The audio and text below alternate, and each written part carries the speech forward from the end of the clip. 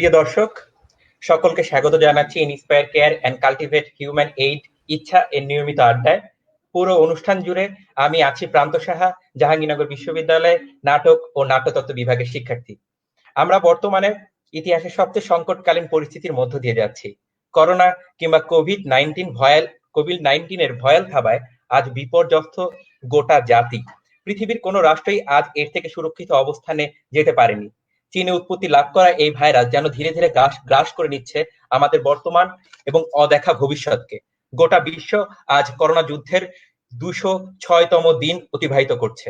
তবু সকল শক্তিধর রাষ্ট্র এবং বিশ্ব স্বাস্থ্য সংস্থা সম্মিলিত প্রয়াসেও এখনো কোনো আশার সংবাদ আমরা পাইনি।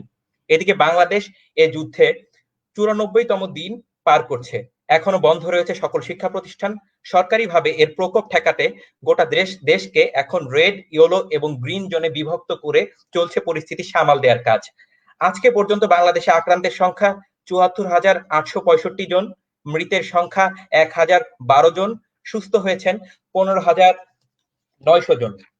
ইতিমধ্যে আমরা পূর্বেই জেনেছি গত ২৬ মার্চ থেকে ৩০ মে পর্যন্ত আমাদের ৬৬ দিনের সাধারণ ছুটি ঘোষণা করা হয়। তবে নিম্ন মধ্যম আয়ের দেশ হিসেবে অর্থনীতির অচল অবস্থা নিরসনে স্বল্প পরিসরে স্বাস্থ্যবিধি মেনে সকল কিছু স্বাভাবিক করবার চেষ্টা করছে সরকার। তবে বাংলাদেশ সহ সকল দেশে যেখানে একই সমস্যায় জর্জরিত, সেখানে রপ্তানি নির্ভর শিল্পের পাশাপাশি নিম্ন ও মধ্যম উদ্যোক্তারা আজ প্রায় বিপন্ন হতে চলেছেন।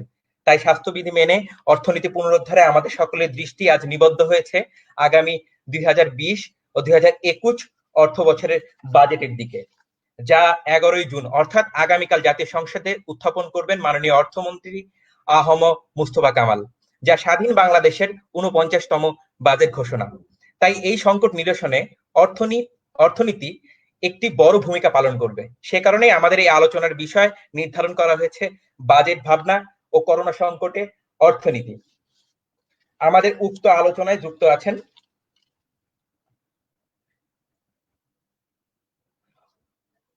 অধ্যাপক আনু মোহাম্মদ স্যার, অর্থনীতি বিভাগ, জাহাঙ্গীরনগর বিশ্ববিদ্যালয়।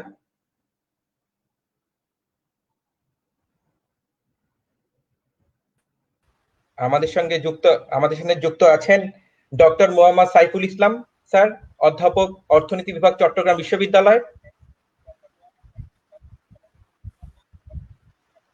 আমাদের সঙ্গে যুক্ত আছেন ডক্টর মাহফুজ কবির স্যার, গবেষণা পরিচালক, BIISS।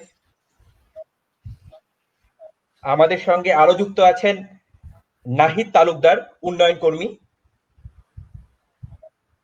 এবং সর্বশেষ আমাদের সঙ্গে যুক্ত আছেন রেজাউল হক কৌশিক, সাংবাদিক, দৈনিক ইত্তেফাক। সকলকে আমাদের অনুষ্ঠানে স্বাগত জানাচ্ছি। আমি প্রান্ত সাহা।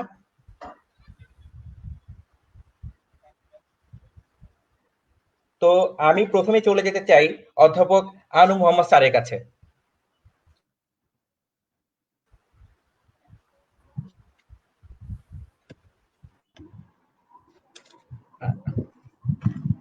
স্যার, আমাদের যে আগামী অর্থ বছরে যে বাজেটটা প্রস্তাবিত হতে যাচ্ছে সেটা হচ্ছে ২০২০-২১ অর্থ বছরের বাজেট, যা আমাদের স্বাধীন বাংলাদেশে ৪৯তম বাজেট। আগামী ১১ই জুন উপস্থাপিত হবে। ইতিহাসের এটিকে বলা হচ্ছে সর্বোচ্চ ঘাটতি বাজেট। বাজেটে মোট ব্যয় ধরা হয়েছে ৫,৬৮,০০০ কোটি টাকা, মোট আয় ধরা হয়েছে ৩,৭৮,০০০ কোটি টাকা, মোট ঘাটতি রাখা হয়েছে ১,৯০,০০০ কোটি টাকা।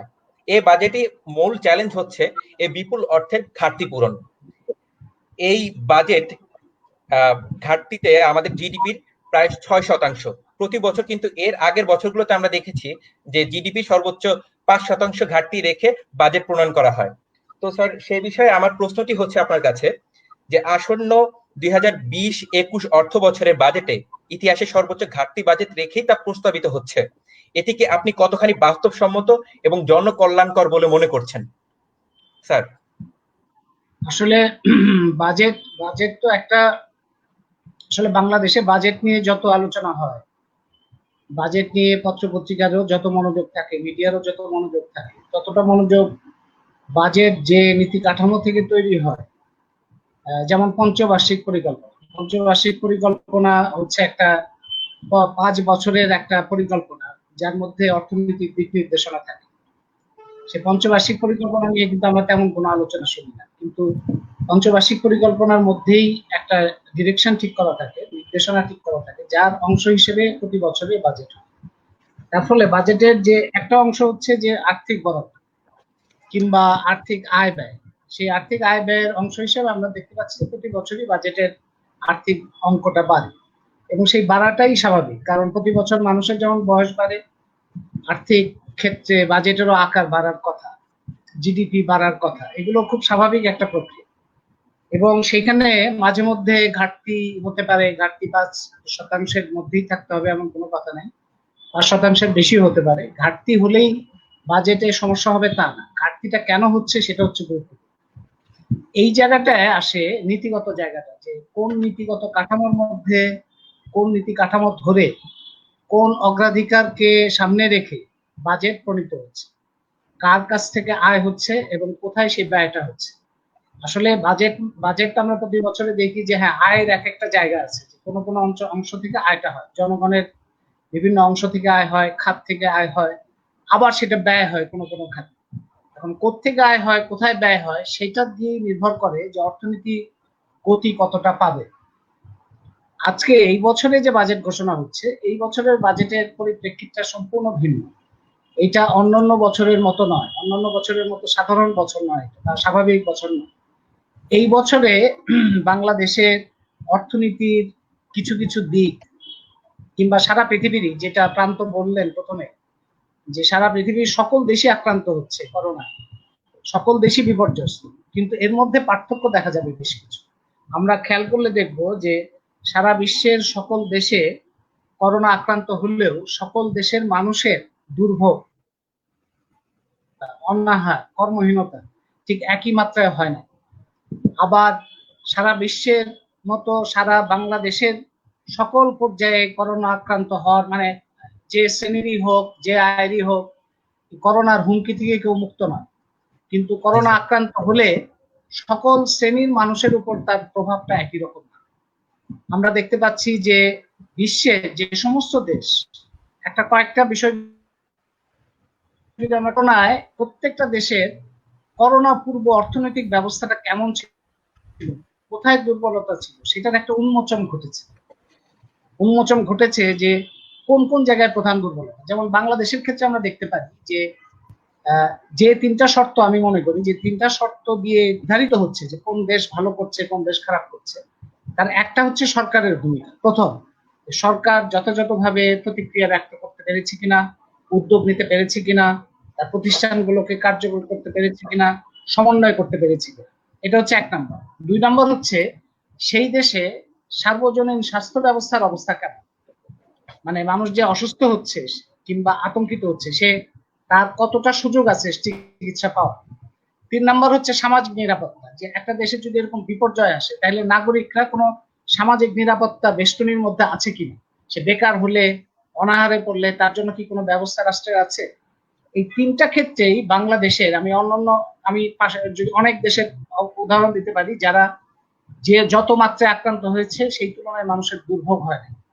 আমরা খুব কাছাকাছি দেশ যদি ধরি শ্রীলঙ্কায় মৃত্যু হার, সংক্রমণের হার এবং অনাহারে থাকার হার, সবগুলো দিকে বাংলাদেশের চাইতে অনেক ভালো অবস্থা। কেন, কি কারণে? কারণ হচ্ছে তাদের সার্বজনীন স্বাস্থ্য ব্যবস্থা খুব শক্তিশালী, তাদের সামাজিক নিরাপত্তা ব্যবস্থা শক্তিশালী, এবং সরকারের ভূমিকাটাও তুলনামূলকভাবে প্রোঅ্যাক্টিভ ছিল।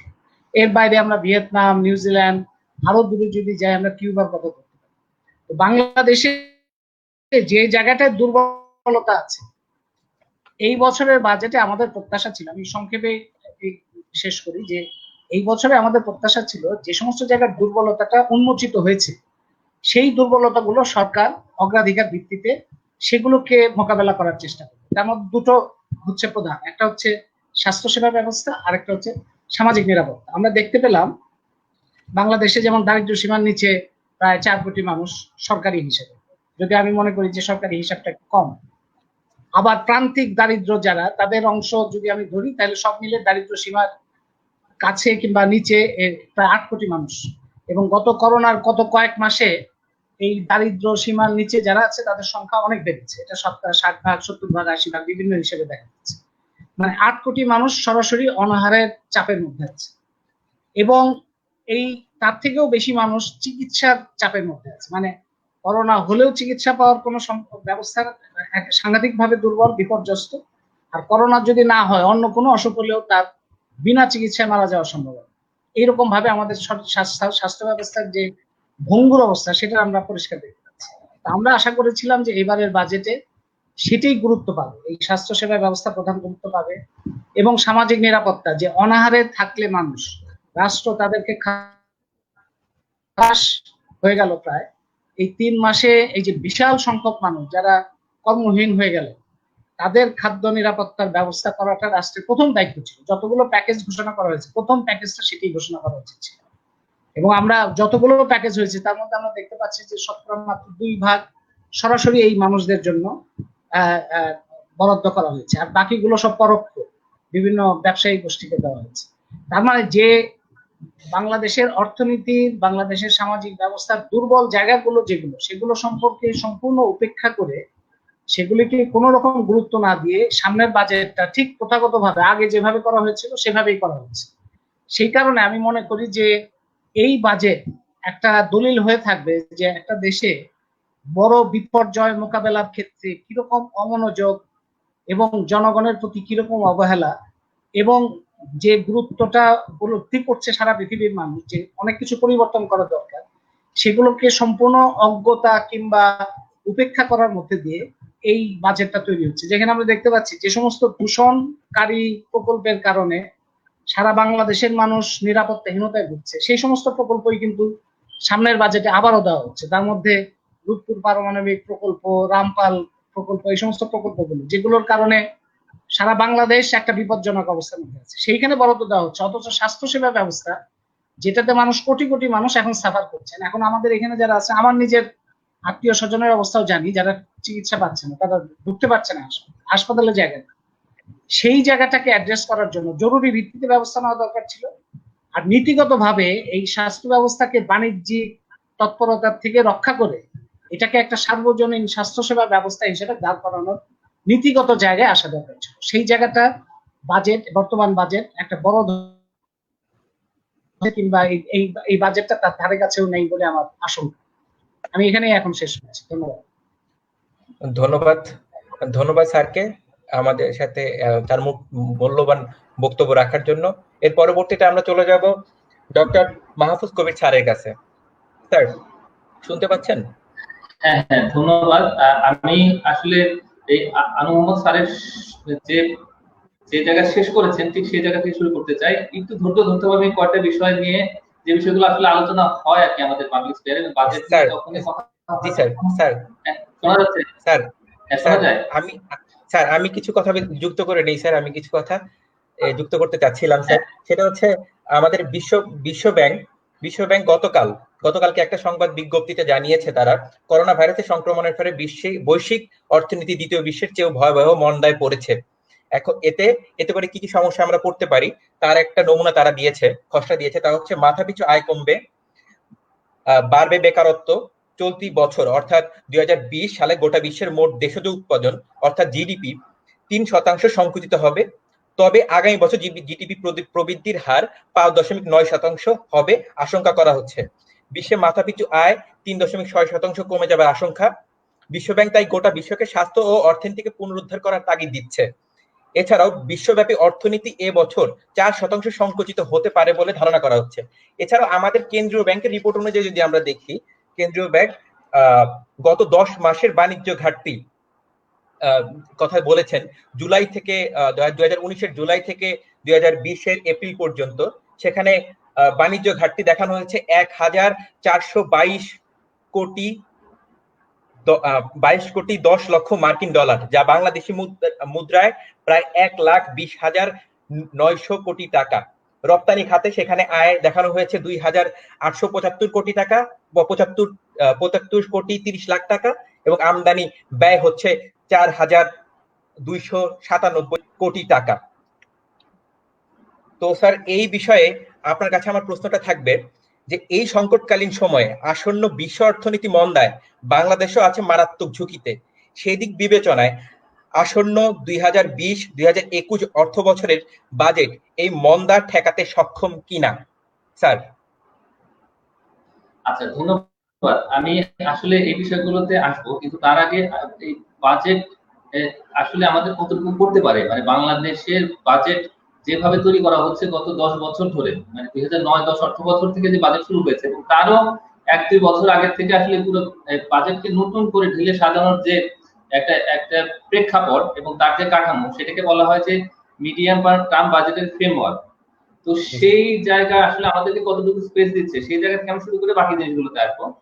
তো এটা আসলে শুরু হয়েছিল 2007-8, মানে 5-6-7 এই 3টা বছরে আসলে এই পুরো বাজেটকে ঢেলে সাজানোর একটা পরিকল্পনা তৈরি করা হয় এবং আমরা এই মুহূর্তে যে বাজেটটা করি সেটা কিন্তু আসলে ঠিক এই বছরের বাজেট নয়। বাজেটটা হচ্ছে আগামী 3 বছর পর্যন্ত, মানে আমাদের যে স্বাধীনতা, সেই স্বাধীনতা হচ্ছে যে এই মুহূর্তে যদি কোনো একটা সংকট শুরু হয় তাহলে 3 বছর পরে আমরা সেটাকে অ্যাড্রেস করব।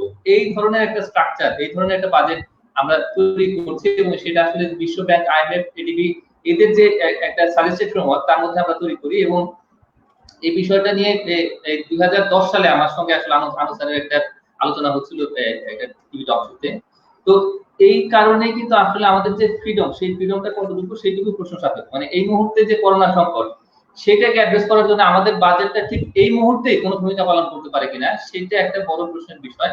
এবং এই মুহূর্তে যেটা বলা হচ্ছে সরকারের তরফ থেকে বারবার, সরকার কিন্তু যথেষ্ট সচেতন এবং যথেষ্ট আগ্রহ নিয়ে যথেষ্ট চেষ্টা করে, মানে যতটুকু সম্ভব সেটুকু চেষ্টা করে কিন্তু সরকার এদের প্রণোদনা তহবিল বা অন্যান্য যে সমস্ত প্রায়োরিটি গুলো সেগুলো ঠিক করছে। কিন্তু আমাদের আসলে স্বাধীনতা কতটুকু সেটাই কিন্তু সবচেয়ে বড় প্রশ্ন এবং সবচেয়ে বড় স্পর্শকাতর বিষয়। এই মুহূর্তে যেটা বলা হচ্ছে যে জীবন ও জীবিকার মধ্যে জীবিকা দুটোই আসলে প্রায়োরিটি, কিন্তু এর মধ্যে যে আসলে ট্রেড অফের বিষয় আছে, মানে জীবন যেখানে জীবিকার সঙ্গে সাংঘর্ষিক কিনা। মানে এই মুহূর্তে আমরা জীবিকা নিশ্চয়ই চাই, আমাদের আয় চাই, আমাদের বাজেট থেকে সাপোর্ট চাই। তো সেই জায়গাতে আসলে আমরা কতটুকু করতে পারবো সেটা সবচেয়ে বড় প্রশ্ন বলে আমার কাছে মনে হয়। এবং আসলে এই যে আগামী অর্থ বছরের বাজেট, সেটা যদি এই প্রশ্নটাকে অ্যাড্রেস করতে পারে ইফেক্টিভলি, তাহলে আমার মনে হয় যে একটা বড় কাজ হয়ে যায়। মানে গত প্রায় 70 বছর ধরে দ্বিতীয় বিশ্বযুদ্ধের পর থেকে আমরা আসলে এরকম একটা বড় চ্যালেঞ্জের মধ্যে ছিলাম কিনা। এবং আরো যেটা বলা হয়েছে আসলে বিশ্ব ব্যাংকের এই প্রতিবেদনে, সেটা হলো যে আসলে 1870 সালের পরে এত বড় সংকট আসলে আমাদের আসেনি। যদিও বলা হচ্ছে যে 1929 সাল 30 সালে এরপরে যে 1 দশক ধরে যে মহামন্দা, এই এই সংকটের তুলনায় সেটা আসলে কিছুই নয়। তো আসলে প্রায় 150 বছরের মধ্যে প্রথম এত বড় একটা ধাক্কা যেটা তৈরি হচ্ছে এটা এই অর্থনীতিতে। এবং মন্দা অবশ্যম্ভাবী এবং এই মুহূর্তে বলা হচ্ছে যে আসলে ব্যাপক রকমের কর্মহীনতা তৈরি হবে। এই পুরো ইউরোপ জুড়ে হবে, নর্থ আমেরিকা এবং পুরো যে গ্লোবাল ইকোনমিক সিস্টেম সেটা কিন্তু বড় রকমের একটা ধাক্কার মধ্যে পড়বে খুব শিগগিরই। তো এইটা একটা একটা বড় কনটেক্সট, যে কনটেক্সটে কিন্তু আসলে যে ট্রেডের বিষয়টা আসছে, যে আসলে যে বাণিজ্য ঘাটতি এটা খুব মানে এটাকে অ্যাড্রেস করা যাবে যদি আমরা জানতে পারি যে আসলেই আমরা এই করোনা সংকট থেকে কবে উত্তরণ পাবো। সেটা যদি আমরা জানতে পারবো যখন, তখন কিন্তু আমরা সেই অনুযায়ী যে প্ল্যান, সেই প্ল্যানটা তৈরি করতে পারি। এটা একটা বিষয়। আর একটা বিষয় হচ্ছে যে আমাদের এই মুহূর্তে আসলে যে এই যে বৈশ্বিক যে সমস্ত বড় বড় প্রতিষ্ঠান, বিশেষ করে যে ওয়ার্ল্ড ব্যাংক, আইএমএফ বা এডিবি বা এই যে চাইনিজ যে সমস্ত ইনিশিয়েটিভ গুলো আছে, এশিয়ান ইনফ্রাস্ট্রাকচার ইনভেস্টমেন্ট ব্যাংক, যেটা আসলে তাদের সক্ষমতা কতটুকু এই গ্লোবাল ডিসিশনটাকে অ্যাড্রেস করা, সেটাও কিন্তু একটা বড় প্রশ্নের বিষয়। মানে আমাদের যদি সক্ষমতা না থাকে, আমাদের যদি পলিসি ফ্রেমওয়ার্ক না থাকে আসলে বাজেটে এই ধরনের সংকটকে অ্যাড্রেস করার, বিশেষ করে যে আমাদের এমটিইএফ এর যে ফ্রেমওয়ার্ক, এমটিএমএফ যেটা macro economic framework, revenue framework, এই তিনটা মিলে আমরা যে কাঠামোগুলো তৈরি করছি, সেটার মধ্যে দিয়ে আসলে আমরা এই করোনা সংকটকে বা এই ধরনের কোন বৈশ্বিক যে মহামারী এবং সেখান থেকে যে গ্লোবাল রিসেশনের যে ইম্প্যাক্ট আসবে আমাদের অর্থনীতিতে, সেই সংকটগুলো মোকাবিলা করার জন্য আসলেই বাজেট কোনো ভূমিকা পালন করতে পারে কিনা, সেই স্বাধীনতাটুকু আমাদের আছে কিনা, সেটা আমার মনে হয় সবচেয়ে বড় প্রশ্ন। এবং এই জায়গাতে যদি আমরা এই মুহূর্তে এই বিষয়গুলোকে অ্যাড্রেস করতে না পারি, অন্তত আগামী অর্থ বছরের বাজেটে যদি আমরা সেই বিষয়টাকে না নিয়ে আসি, এই যে পঞ্চবার্ষিকী পরিকল্পনা যে যে আলোচনাগুলো হয়েছিল, মানে এই যে এই সমস্যা মার্চের শুরুর দিক থেকে যে সংকটগুলো মানে একেবারে গভর্নমেন্ট আসলে ফোর্সি করতে পারছিল যে করোনাটা আসছে, তো তার আগ পর্যন্ত কিন্তু এই যে পরবর্তী যে অষ্টম পঞ্চবার্ষিকী পরিকল্পনা, সেই অনুযায়ী বাজেটকে ঢেলে সাজানো, তার জিনিসগুলো কিন্তু কাজগুলো প্রস্তুতিগুলো কিন্তু হচ্ছিল, ম্যাক্রো ইকোনমিক ফ্রেমওয়ার্ক রেডি হয়ে গেছিল। কিন্তু তারপরে কিন্তু আবার ব্যাকফুটে যেতে হচ্ছে। মানে এই মুহূর্তে কিন্তু যে আমাদের অষ্টম পঞ্চবার্ষিকী পরিকল্পনা সেটার নিরিখে কিন্তু আমরা কিন্তু বাজেটকে নিয়ে আসতে পারবো কিভাবে। আমাদের আরো দুটো বিষয় আছে, যেমন ভিশন 2041 সেটাও কিন্তু একটা বড় ভূমিকা পালন করে। আমাদের যে মেগা প্রজেক্ট গুলো আছে সেটা আসলে কাকে উদ্দেশ্য করে। আসলে কিন্তু ভিশন 2041 কে এবং আমাদের যে এসডিজি 2030, তো সেই বিষয়গুলো মাথায় রেখে কিন্তু আমরা এই বড় মেগা প্রজেক্ট গুলো নিয়ে আসি। এবং বিশেষ করে যে আমাদের দুর্যোগ পারমাণবিক প্রকল্প যেটার কথা স্যার বললেন, আরো অন্যান্য যে সমস্ত এনার্জি সেক্টরের প্রজেক্ট, আমাদের বড় বড় ইনফ্রাস্ট্রাকচার প্রজেক্ট, আমাদের কানেক্টিভিটি প্রজেক্ট, সেগুলো কিন্তু এই ধরনের ওভারআর্চিং যে সমস্ত প্ল্যান গুলো আছে, যে মিশন গুলো আছে, সেগুলোকে মাথায় রেখে এখন সেটা যদি আমাদের আমাদের অনেক বড় স্বপ্ন আছে, আমরা ডাবল ডিজিট গ্রোথে যেতে চাই, কিন্তু সেটা আসলে মানুষের জীবনের উপরে তার ইমপ্লিকেশনটা কি এই মুহূর্তে যে করোনা ক্রাইসিস, এবং এই বাজেটটা যদি আমাদের ওইটুকু স্বাধীনতা না দেয় যে আমরা ঠিক স্বাধীনভাবে আমাদের হেলথ সেক্টরের যে বাজেট সেটাকে ঢেলে সাজাবো, আমাদের এই মুহূর্তে যে হেলথ সেক্টরের বাজেট সেটা দিয়ে আমরা এই অ্যাড্রেস করতে পারবো মেইন প্রবলেম, বিশেষ করে যে ম্যাস পপুলেশন, যারা আসলে দরিদ্র জনগোষ্ঠী, যারা আরো দরিদ্র হচ্ছে, যাদের আসলে খাবারেরই ব্যবস্থা নেই, কিন্তু তারা আসলে চিকিৎসা ব্যবস্থা কিভাবে করবে। মানে সরকারি হসপিটালে গেলে সেখানে করোনার যে ট্রিটমেন্ট, তার যে কস্ট, যে কি পরিমাণে এক্সপেন্সিভ, সেটা যারা শুধু গিয়েছেন, যারা ট্রিটমেন্টটা পেয়েছেন, তারা জানেন যে কি পরিমাণে আসলে ওষুধ কিনতে হয়, এবং এক একটা ওষুধের দাম কিরকম, এবং অন্যান্য যে সমস্ত সার্ভিস যেগুলো নিতে হয় আর কি, সেগুলো যে এত এক্সপেন্সিভ, যেটা আসলে গরিব মানুষ আপনি চিন্তাও করতে পারবেন না যে তারা এই এফেক্টিভলি এই ট্রিটমেন্টটা পাবেন। তো এই এই অবস্থা থেকে আমরা আসলে আসলে আমাদের এটা করণীয়টা কি, সেটা একটু মানে নতুন করে ঠিক করা, নতুন করে আমাদের এটাকে অ্যাড্রেস করতে হবে। এই আনন্দ স্যার যেটা বললেন, আসলে আমাদের যে সোশ্যাল প্রোটেকশন কিন্তু ওই একটা ফ্রেমওয়ার্কের মধ্যে আছে। মানে 2015 সালে আমরা যেটা ঠিক করেছি, আমরা সেটার মধ্যে 68 ভাবে বাধা পড়ে আছি। আমাদের খাদ্য নীতি আসলে এই যে করোনা সংকটে যে খাদ্য যে সমস্যা, মানে গরিব মানুষের যে খাদ্যের অধিকার সেটা পূরণ করতে পারবে কিনা, সেটাও কিন্তু একটা বড় প্রশ্ন। মানে আমরা খাদ্য নীতির মধ্যে ওইটুকু ফ্রিডমটা দিতে পেরেছি কিনা, আমাদের স্বাস্থ্য নীতির মধ্যে ওইরকম ফ্রিডমটা আছে কিনা, যে আমরা ঠিক এই করোনা সংকট বা এই ধরনের কোনো যদি সংকট তৈরি হয়, যেটা আমরা এই health population nutrition sector development program যেটা আছে, যেটা ওয়ার্ল্ড ব্যাংকের যে ফ্রেমওয়ার্ক, সেটার মধ্যে থেকে আমরা কি এই ধরনের করোনা সংকটকে অ্যাড্রেস করতে পারবো কিনা, সেটাই কিন্তু একটা বড় প্রশ্ন। এবং আমাদের যে বাজেটটা তৈরি হয়েছে, মানে হেলথ সেক্টর নেক্সট ইয়ারে যে বাজেটটা পাবে, সেটা কিন্তু ওই যে ফ্রেমওয়ার্কটা তৈরি করা ওয়ার্ল্ড ব্যাংকের, সেই ফ্রেমওয়ার্কের মধ্যে থেকে আমরা আসলে এই জায়গাতে কিন্তু অর্থ বরাদ্দটা দিতে পারবো না। এই দরিদ্র মানুষের জন্য যে এই যে একটা বিশেষ ব্যবস্থা তৈরি করা, মানে তাদের হেলথ সার্ভিস ডেলিভারি দেওয়া সংকট মোকাবিলার জন্য, উনি যদি অসুস্থ হন তাহলে সেক্ষেত্রে কি অবস্থা দাঁড়াবে। তো এই বিষয়টা আমাদের আসলে এই অবস্থার মধ্যে আছে কিনা সেটা আমার যথেষ্ট সন্দেহ আছে। আমাদের এডিপি যেটা তৈরি হলো, বার্ষিক উন্নয়ন কর্মসূচি, সেটা কিন্তু ওই গতানুগতিক ফ্রেমওয়ার্কের মধ্যে আছে। তার কারণ আমরা কিন্তু সেই যে মিডিয়াম টার্ম বাজেটের ফ্রেমওয়ার্ক, তার মধ্যে যে প্রেসক্রিপশনটা দেওয়া আছে এবং তার মধ্যে যে 3 বছরের যে প্রজেকশন আছে, সেই প্রজেকশনের বাইরে কিন্তু আমাদের আসলে এক চুলো যাওয়ার উপায় নেই। তার মানে কি, আমরা যদিও ইনক্লুসিভ বাজেটিং এর কথা বলছি, ইনক্লুসিভ ডেভেলপমেন্ট পলিসির কথা বলছি, কিন্তু আসলে এই ধরনের একটা ব্যাপক যে সংকট, সেই সংকটটা আমরা কিন্তু অ্যাড্রেস করার মতো অবস্থাতে নেই। তো এটা একটা বিষয়। একটা জিনিস এসছে যেটা যে ঘাটতি 6%, কিন্তু আমাদের যে public moneys and budget management act যেটা 2009, সেটাতে কিন্তু বলা আছে যে ঘাটতিটা সহনীয় পর্যায়ে থাকতে হবে। তো আসলে সহনীয় পর্যায়টা কি, কত পার্সেন্ট হলে সেটা সহনীয়, সেটা কিন্তু ডিফাইন করা নেই। যার ফলে সরকারের একটা ফ্রিডম আছে যে 6% 7% যতটুকু হোক আর কি, সেটা করে অন্তত যাতে সামাল দেওয়া যায় পরিস্থিতি। কিন্তু আসলে কি আমাদের এই যে বাজেটটা, সেটা কি আমাদের এই পরিস্থিতি সামাল দেওয়ার মতো, নাকি আমরা যে ট্রেডিশনাল যে বাজেট তৈরি করছি সেই বাজেটটাকে ফাইন্যান্স করার জন্য। তো সেটা একটা বিষয়। তার কারণ মেগা প্রজেক্ট গুলো চালাতে হবে। এই মেগা প্রজেক্ট গুলো আমরা যদি না চালাই, তাহলে কিন্তু এর যে কস্ট, এর যে কস্টিং, সেটা কিন্তু বাড়তে থাকবে। এখন সেটা আমরা বিয়ার করতে পারবো কিনা পরবর্তী অর্থ বছরে, সেই এরকম অনেকগুলো প্রশ্ন আছে। আর কোভিড নিয়ে স্যার যেটা বললেন, সেটার সঙ্গে আমি মোটামুটি একমত। কিন্তু এর পাশাপাশি যেটা একটা গভীর ক্ষত তৈরি করেছে আমাদের অর্থনীতিতে, আমাদের সমাজ জীবনে, সেটা হচ্ছে ইনইকুয়ালিটি। এই অল্প সময়ের মধ্যে, গত 5-6 মাসের মধ্যে, শুধুমাত্র এই করোনার কারণে আমাদের দেশের যে অর্থনীতিতে কিন্তু এই যে অসমতা, আয়ের অসমতা, সম্পদের অসমতা, সেটা কিন্তু সাংঘাতিক ভাবে বেড়ে গেছে। গরিব মানুষ অনেক গরিব হয়েছে, কিন্তু ধনীর কিন্তু সম্পদ কমেনি। তো এই কারণে কিন্তু আমাদের পরবর্তী অর্থ বছরে যে বাজেট, সেই বাজেটে কিন্তু আসলে স্বাস্থ্যের যে বাজেট, সেখানে যে অ্যালোকেশন এবং সেখানকার যে ডিস্ট্রিবিউশন আর কি, যে অ্যালোকেশন, যে আসলে ওই সাধারণ মানুষের গোড়ায় গিয়ে পৌঁছতে, যাতে করে তারা এই বিশেষ করে যে করোনার যে ট্রিটমেন্ট, সেটা তো আছে, কিন্তু এর পাশাপাশি যে অন্যান্য যে সমস্ত যে সমস্ত স্বাস্থ্যের যে সেবা সেগুলো যাতে তারা সহজে পান আর কি, এবং কম ব্যয়ে পান। তো সেটা একটা ব্যবস্থা করা, কিন্তু এর পাশাপাশি অন্যান্য যে সমস্ত স্বাস্থ্য সেবা সেটা সেটা চলতে হবে। তো এই বিষয়গুলো মাথায় রাখার মতো আসলে আমাদের যে এই যে পরবর্তী অর্থবছরের স্বাস্থ্য বাজেট, সেটা আসলে আসবে কিনা, পুরো বাজেটটা আমাদের এই অর্থে আর কি সংকট মোকাবেলার অর্থে ইনক্লুসিভ কিনা, দরিদ্র মানুষের জন্য আসলে কতটুকু সংবেদনশীল।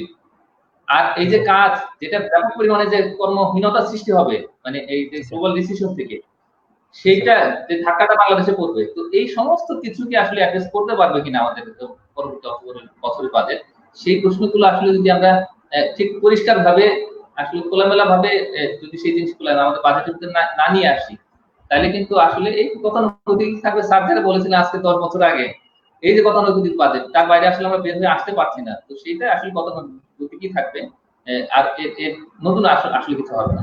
তো সবাইকে ধন্যবাদ। জি স্যার, ধন্যবাদ। ধন্যবাদ মাহফুজ স্যারকে তার মূল্যবান বক্তব্য রাখার জন্য। এর পরবর্তীতে আমি চলে যেতে চাই doctor Mohammad Saiful Islam sir. Saiful Islam sir, আপনি কি আমাকে শুনতে পাচ্ছেন?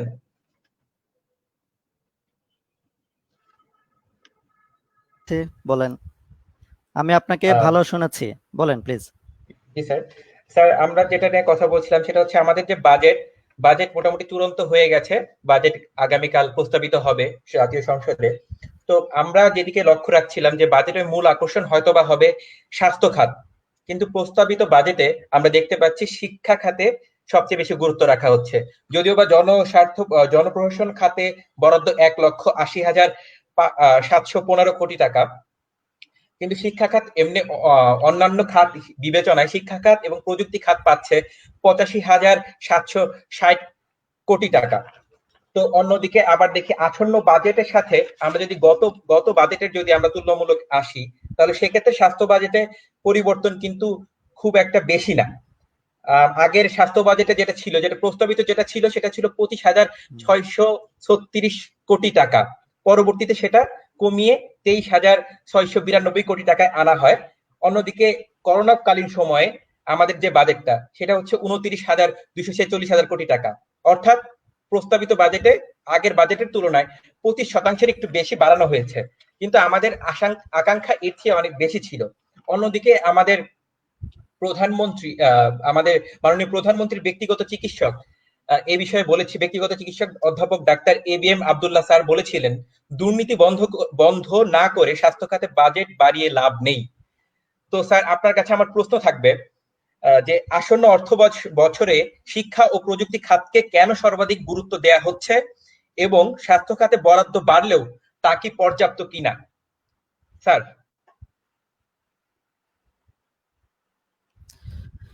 হ্যাঁ, ধন্যবাদ আপনাকে। আমি আশা করছি আপনি আমাকে শুনছেন, কারণ যেহেতু মিস্টার নাহিদ উনি বলেছেন যে উনি ঠিকমতো শুনেন। আমার ধারণা কমপক্ষে এখানে 6 জনের মধ্যে আমরা একজন হলেও আমাকে শুনতে পাচ্ছেন, কারণ আমি আপনাদেরকে ঠিকমতো শুনিনি। বাট আমাদের আজকে যে আলোচনার টাইটেল বাজেট ভাবনা এবং করোনা সংকটে অর্থনীতি, এই বিষয়টা দেখে আমি সে আলোকে একটু কথা বলে যাব, কারণ যেহেতু সংযুক্ত হয়েছে অন্তত পক্ষে এই টাইটেলের আলোকে কোনো কথা বলে যায়, কারণ আপনার প্রশ্নগুলো ফোকাস আমি ঠিক মতো নিতে পারেনি। মেবি আপনি আমাকে একটা দুটো কথা বলেছেন স্বাস্থ্য খাত, শিক্ষা খাত, এই বিষয়গুলোতে কতটা গুরুত্ব দেওয়া হয়েছে, অথবা শিক্ষা খাত ও প্রযুক্তি খাতকে সর্বাধিক গুরুত্ব দেওয়া হয়েছে। স্বাস্থ্য খাতে বরাদ্দ বাড়লেও সেটা কি যথেষ্ট কিনা হ্যাঁ, সেটার মতামত আপনার কাছে জানতে চাচ্ছি। রাইট, বুঝতে পেরেছি, আপনার প্রশ্ন পেয়েছে। ওকে, ধন্যবাদ। শিক্ষা খাতে সর্বাধিক বাজেট দিয়েছে, এটা যদি সত্যি হতো তাহলে আমরা অনেক বেশি সুখী হতাম। বিষয়টা আসলে এমন না, কারণ আপনি যদি শিক্ষা খাত এবং প্রযুক্তি খাত এই দুটোর মধ্যে থেকে প্রযুক্তি খাতকে আলাদা করে ফেলেন, তখন শিক্ষা খাতের জন্য যে বরাদ্দ থাকে সেটি অত্যন্ত অপ্রতুল, একেবারেই পর্যাপ্ত না। আমি সেজন্য বাজেটে যে সাধারণত যে কোনো আলোচনার সময় পজিটিভ এবং নর্মেটিভ দুটো দিক তুলে আনা হয়। পজিটিভ দিক হলো কি কি হয়ে আছে, বিষয়গুলো কি, আর নর্মেটিভ হলো কি হওয়া উচিত ছিল। তাই আমি আপনাকে পজিটিভ বিষয়গুলো একটু উল্লেখ করে তারপরে নর্মেটিভ অ্যানালিসিসে যাব, বেশি সময় নেব না। এখন চলছে করোনা সময়। আমি ইতিমধ্যে দুটো প্রবন্ধ লিখেছিলাম যেখানে এই সময়টার নাম দিয়েছে, বা এই সময়কালীন অর্থনীতিকে করোনা অর্থনীতি নামে আখ্যায়িত করতে আমরা পছন্দ করব। এই সময়ে এমন একটা সময় যখন গত বেশ বছর ধরে বাংলাদেশ সরকার বাংলাদেশ অর্থনীতি 6%, 7%, 8% করে গ্রোথ এক্সপেরিয়েন্স করে যাচ্ছিল, সে জায়গায় বর্তমান যে অর্থ বছরটা আমরা অতিক্রম করে যাব, সে বছরে জিডিপির প্রবৃদ্ধি হতে পারে 1.6 ভাগ, এত কম। এমন দুরবস্থার মধ্যে সরকার বাজেট ঘোষণা করতে যাচ্ছে, যে বাজেটের সাইজ বলা হচ্ছে প্রায় 5,68,000 কোটি টাকা, যার মধ্যে আয় 3,78,000 কোটি টাকা এবং ঘাটতির পরিমাণ ধার্য করা হয়েছে বা নিরূপণ করা হয়েছে 1,90,000 কোটি টাকা। এই ঘাটতিকে অর্থায়ন করার জন্য বৈদেশিক ঋণ, ব্যাংক ঋণ এবং সঞ্চয়পত্র এ সমস্ত উৎসকে টার্গেট করা হয়েছে, যেখানে ব্যাংক ঋণ নেওয়ার পরিকল্পনা রয়েছে প্রায় 88,000 কোটি টাকা, এবং এটি আমাদের জন্য অনেক বড় একটা বোঝা হিসেবেই পরিলক্ষিত হবে সামনের অনাগত দিনগুলোতে। কারণ ইতিমধ্যে সরকার যে 1,00,000 কোটি টাকার প্রণোদনা ঘোষণা করেছে, সেই প্রণোদনার মধ্যে প্রায় 82,000 কোটি টাকা এটা ব্যাংক থেকে যাবে।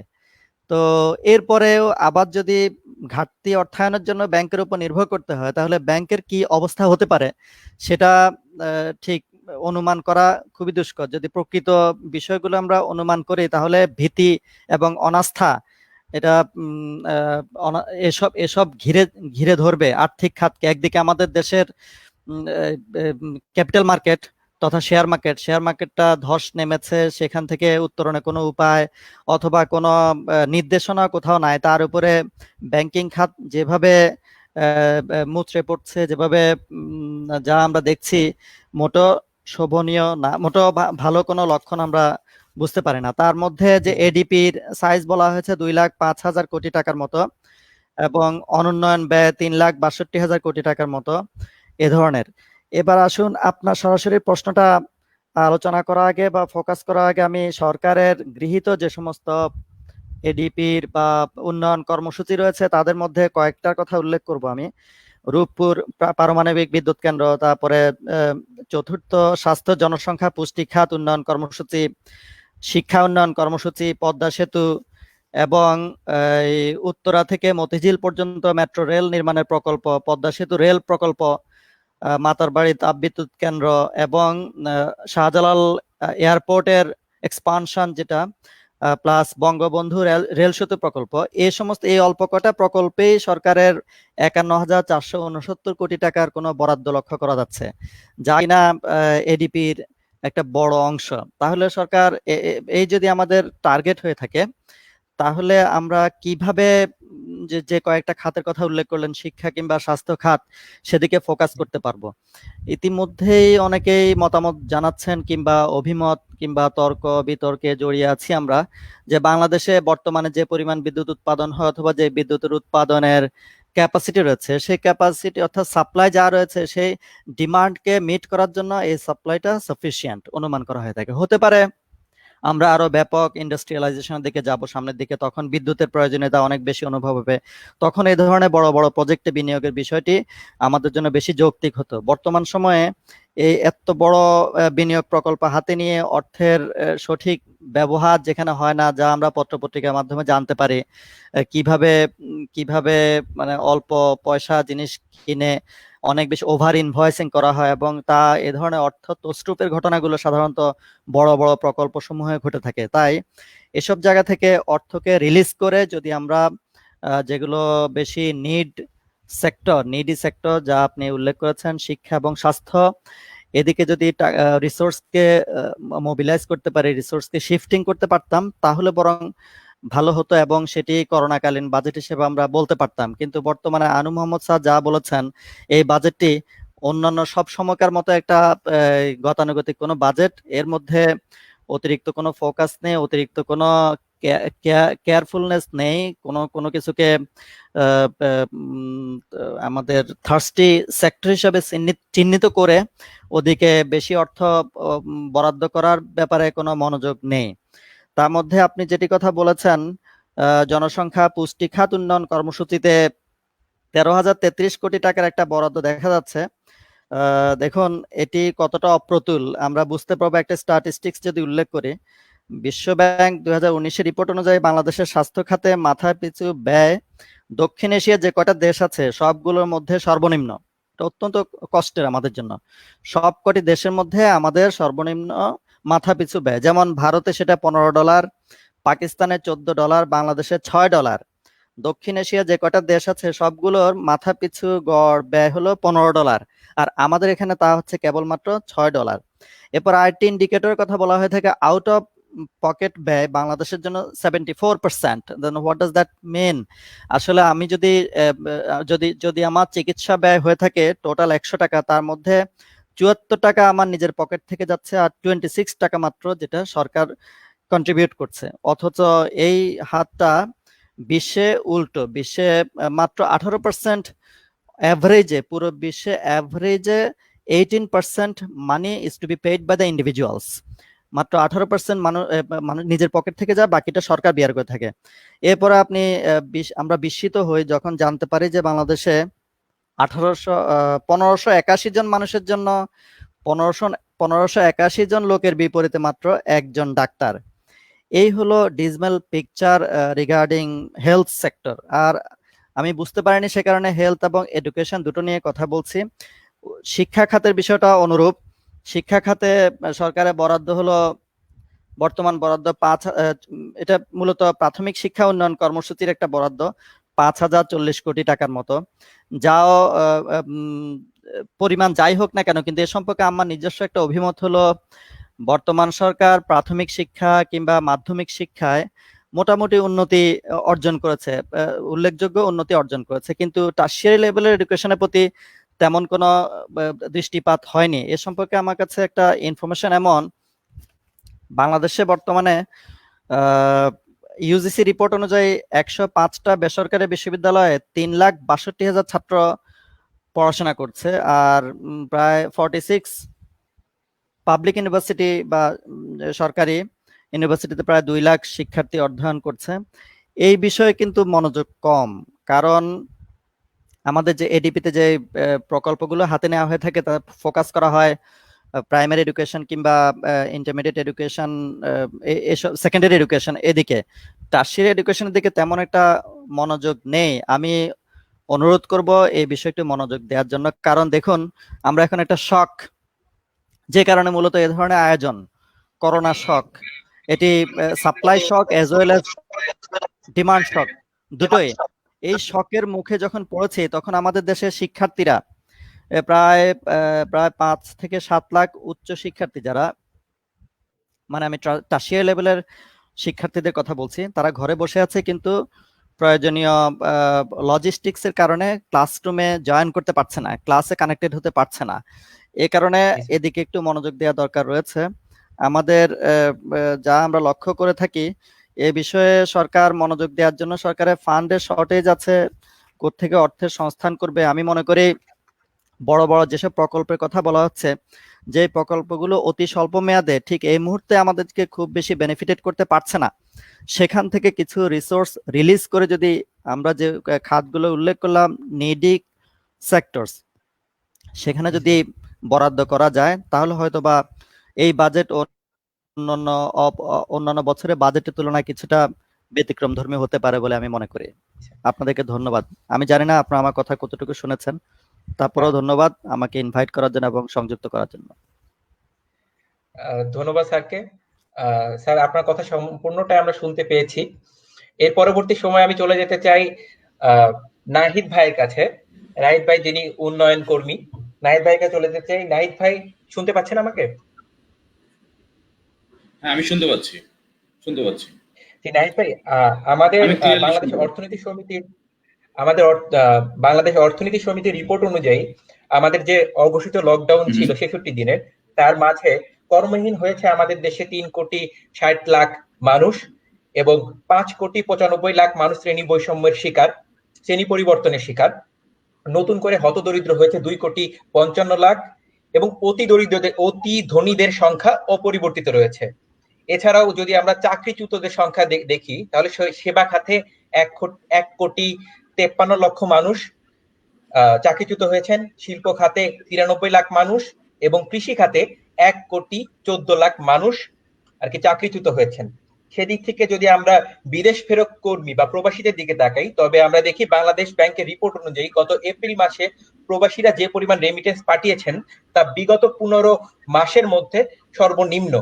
এবং অন্যদিকে হ্যাঁ, এবং সে সঙ্গে বিশ্ব ব্যাংক আশঙ্কা করছে চলতি বছরে 2020-এ বাংলাদেশে রেমিটেন্সের পরিমাণ 22% কমে যাবে।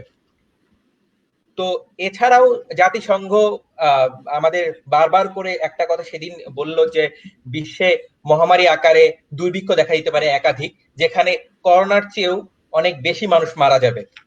তো সেক্ষেত্রে যদি কৃষির ভবিষ্যতের দিকে তাকাই, কৃষিক্ষেত্রে আমাদের গত অর্থ বছরে যে বাজেট ছিল এই সে বাজেটের তুলনায় এ বছর বরাদ্দ বেড়েছে 2,960 কোটি টাকা।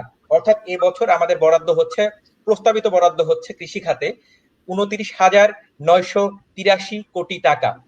এখন আপনার কাছে আমার এই বিষয়গুলোর উপর প্রশ্ন থাকবে ভাই, যে আমাদের অর্থনীতি চাঙ্গা করতে, জিডিপির প্রবৃদ্ধি বৃদ্ধি নিশ্চিতে এই বিশাল কর্মহীন জনগোষ্ঠীর কর্মসংস্থান ভাবনা এবং কৃষি খাতে কি করে এখানে সম্পৃক্ত করা যায় কৃষি খাতকে? ধন্যবাদ প্রান্ত সাহা। আজকের এই জায়গায় আসছি বেসিক্যালি আনু মোহাম্মদ স্যার, যাদের কাছ থেকে শিক্ষা গ্রহণ করেছি, স্যার সাইফুল ইসলাম স্যার আছেন চিটাগং বিশ্ববিদ্যালয়ের, মাহফুজ কাদের স্যার আছেন, এবং আমার সহপাঠী বন্ধু কৌশিক আজাদ আছেন। আমি একটু আনু মোহাম্মদ স্যারের কথা ধরেই বলি যে এইরকম একটা প্যান্ডামিক সিচুয়েশনে, এই প্যান্ডামিক সিচুয়েশনটা আমরা গত 150 বছরের মাঝেও পৃথিবীর কেউ এরকম কিছু ফেস করেনি। এরকম সময়ের এরকম একটা বাজেট এক্স্যাক্টলি আমাদের কিরকম হওয়া উচিত, যেই ধরনের পরিবর্তন বা এই প্যান্ডামিক সিচুয়েশনকে ফেস করার জন্য আমাদের যা কিছু থাকা দরকার সেটাই প্রস্তাবিত বাজেটে আমরা হয়তো বা দেখতে পাচ্ছি না। আর মাহফুজ কাদের কবির স্যার বলেছেন ভিশন 2041, এসডিজি, এনার্জি সেক্টর এবং মেগা স্ট্রাকচার গুলোর কথা বলেছেন। এছাড়াও স্প্যানিশ ফ্লু এই টাইপের কথাগুলো বলেছেন। ব্যাপারটা হচ্ছে যে হ্যাঁ এক্স্যাক্টলি এই মেগা স্ট্রাকচার গুলো কিন্তু আমাদের চলমান একটা প্রক্রিয়া। এসডিজি আমাদের প্যান্ডামিক সিচুয়েশন আসার আগের একটা প্রক্রিয়া। তো এই প্রক্রিয়াগুলোকে আমাদের অব্যাহত রাখতে হবে। পাশাপাশি আমাদের বাজেটে স্পেশালি যেটাকে ইমপ্লিমেন্ট করতে হবে বা রিফ্লেকশন করতে হবে সেটা হচ্ছে যে আমাদের এই যে প্যান্ডামিক সিচুয়েশনে হেলথ সেক্টরের একটা দুর্বলতা বা নাজুক অবস্থা, একে ফেস করার জন্য মনে হচ্ছে যে এইরকম একটা অদ্ভুত বা উদ্ভূত সিচুয়েশনে আমাদের সর্বোচ্চ গুরুত্ব দেওয়া উচিত ছিল আমাদের স্বাস্থ্য সেবা খাতকে। নিঃসন্দেহে এইটা স্যাররা বলে গিয়েছেন। এবং পাশাপাশি আমাদের প্রায় 3 কোটি মানুষ কর্মহীন হয়ে পড়ছে। ফরেন রেমিটেন্স আসার পরিমাণ কমে যাবে, 22% মতো কমে যাবে, শ্রেণী বৈষম্য সৃষ্টি হবে এবং যারা ধনী শ্রেণী আছেন তারা তাদের জায়গাটা অপরিবর্তিতই আছে। কারণ ব্যাংক থেকে শুরু করে এইরকম কিছু বিষয় আমার বন্ধু কৌশিক আসলে হয়তো বা বলবেন, এগুলো তো আসলে ধনীদের ব্যাপার স্যাপার হয়ে গিয়েছে। একটা বিষয় যোগ করি, সেটা হচ্ছে কর্মহীন হয়েছেন 3,60,00,000।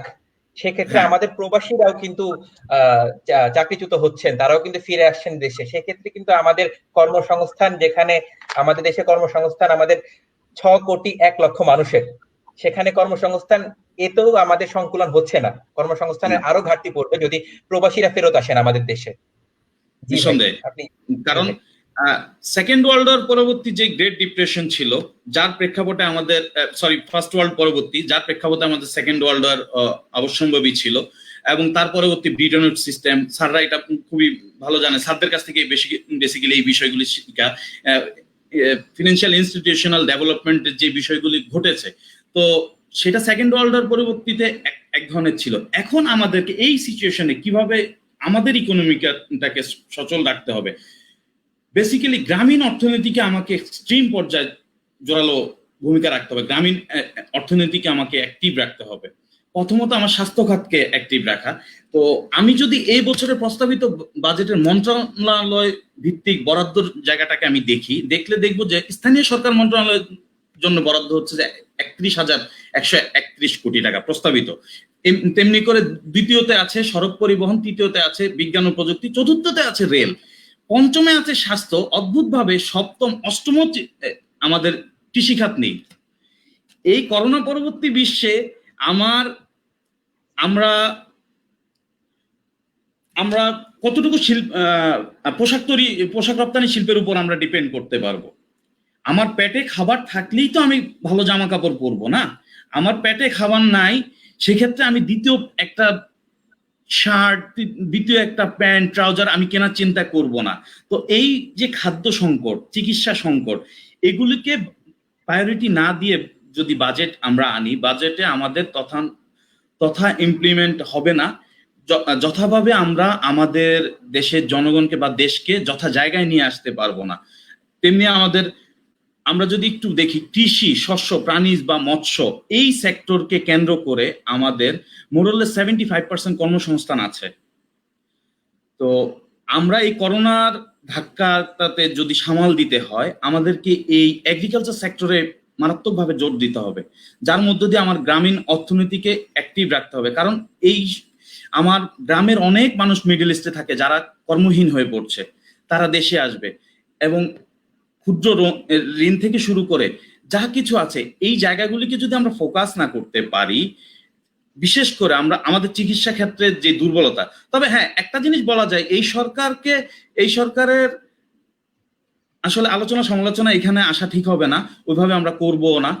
যেটা আমরা দেখছি যে বিশ্ব অন্যান্য উন্নত দেশের স্বাস্থ্য খাতে যে দুর্বলতাটা আছে সেখানেও কিন্তু প্রকাশ পেয়েছে, আমাদের তো আছেই। তার পাশাপাশি সীমাহীন দুর্নীতি আমাদের একটা অন্যতম বাধা হয়ে যাচ্ছে।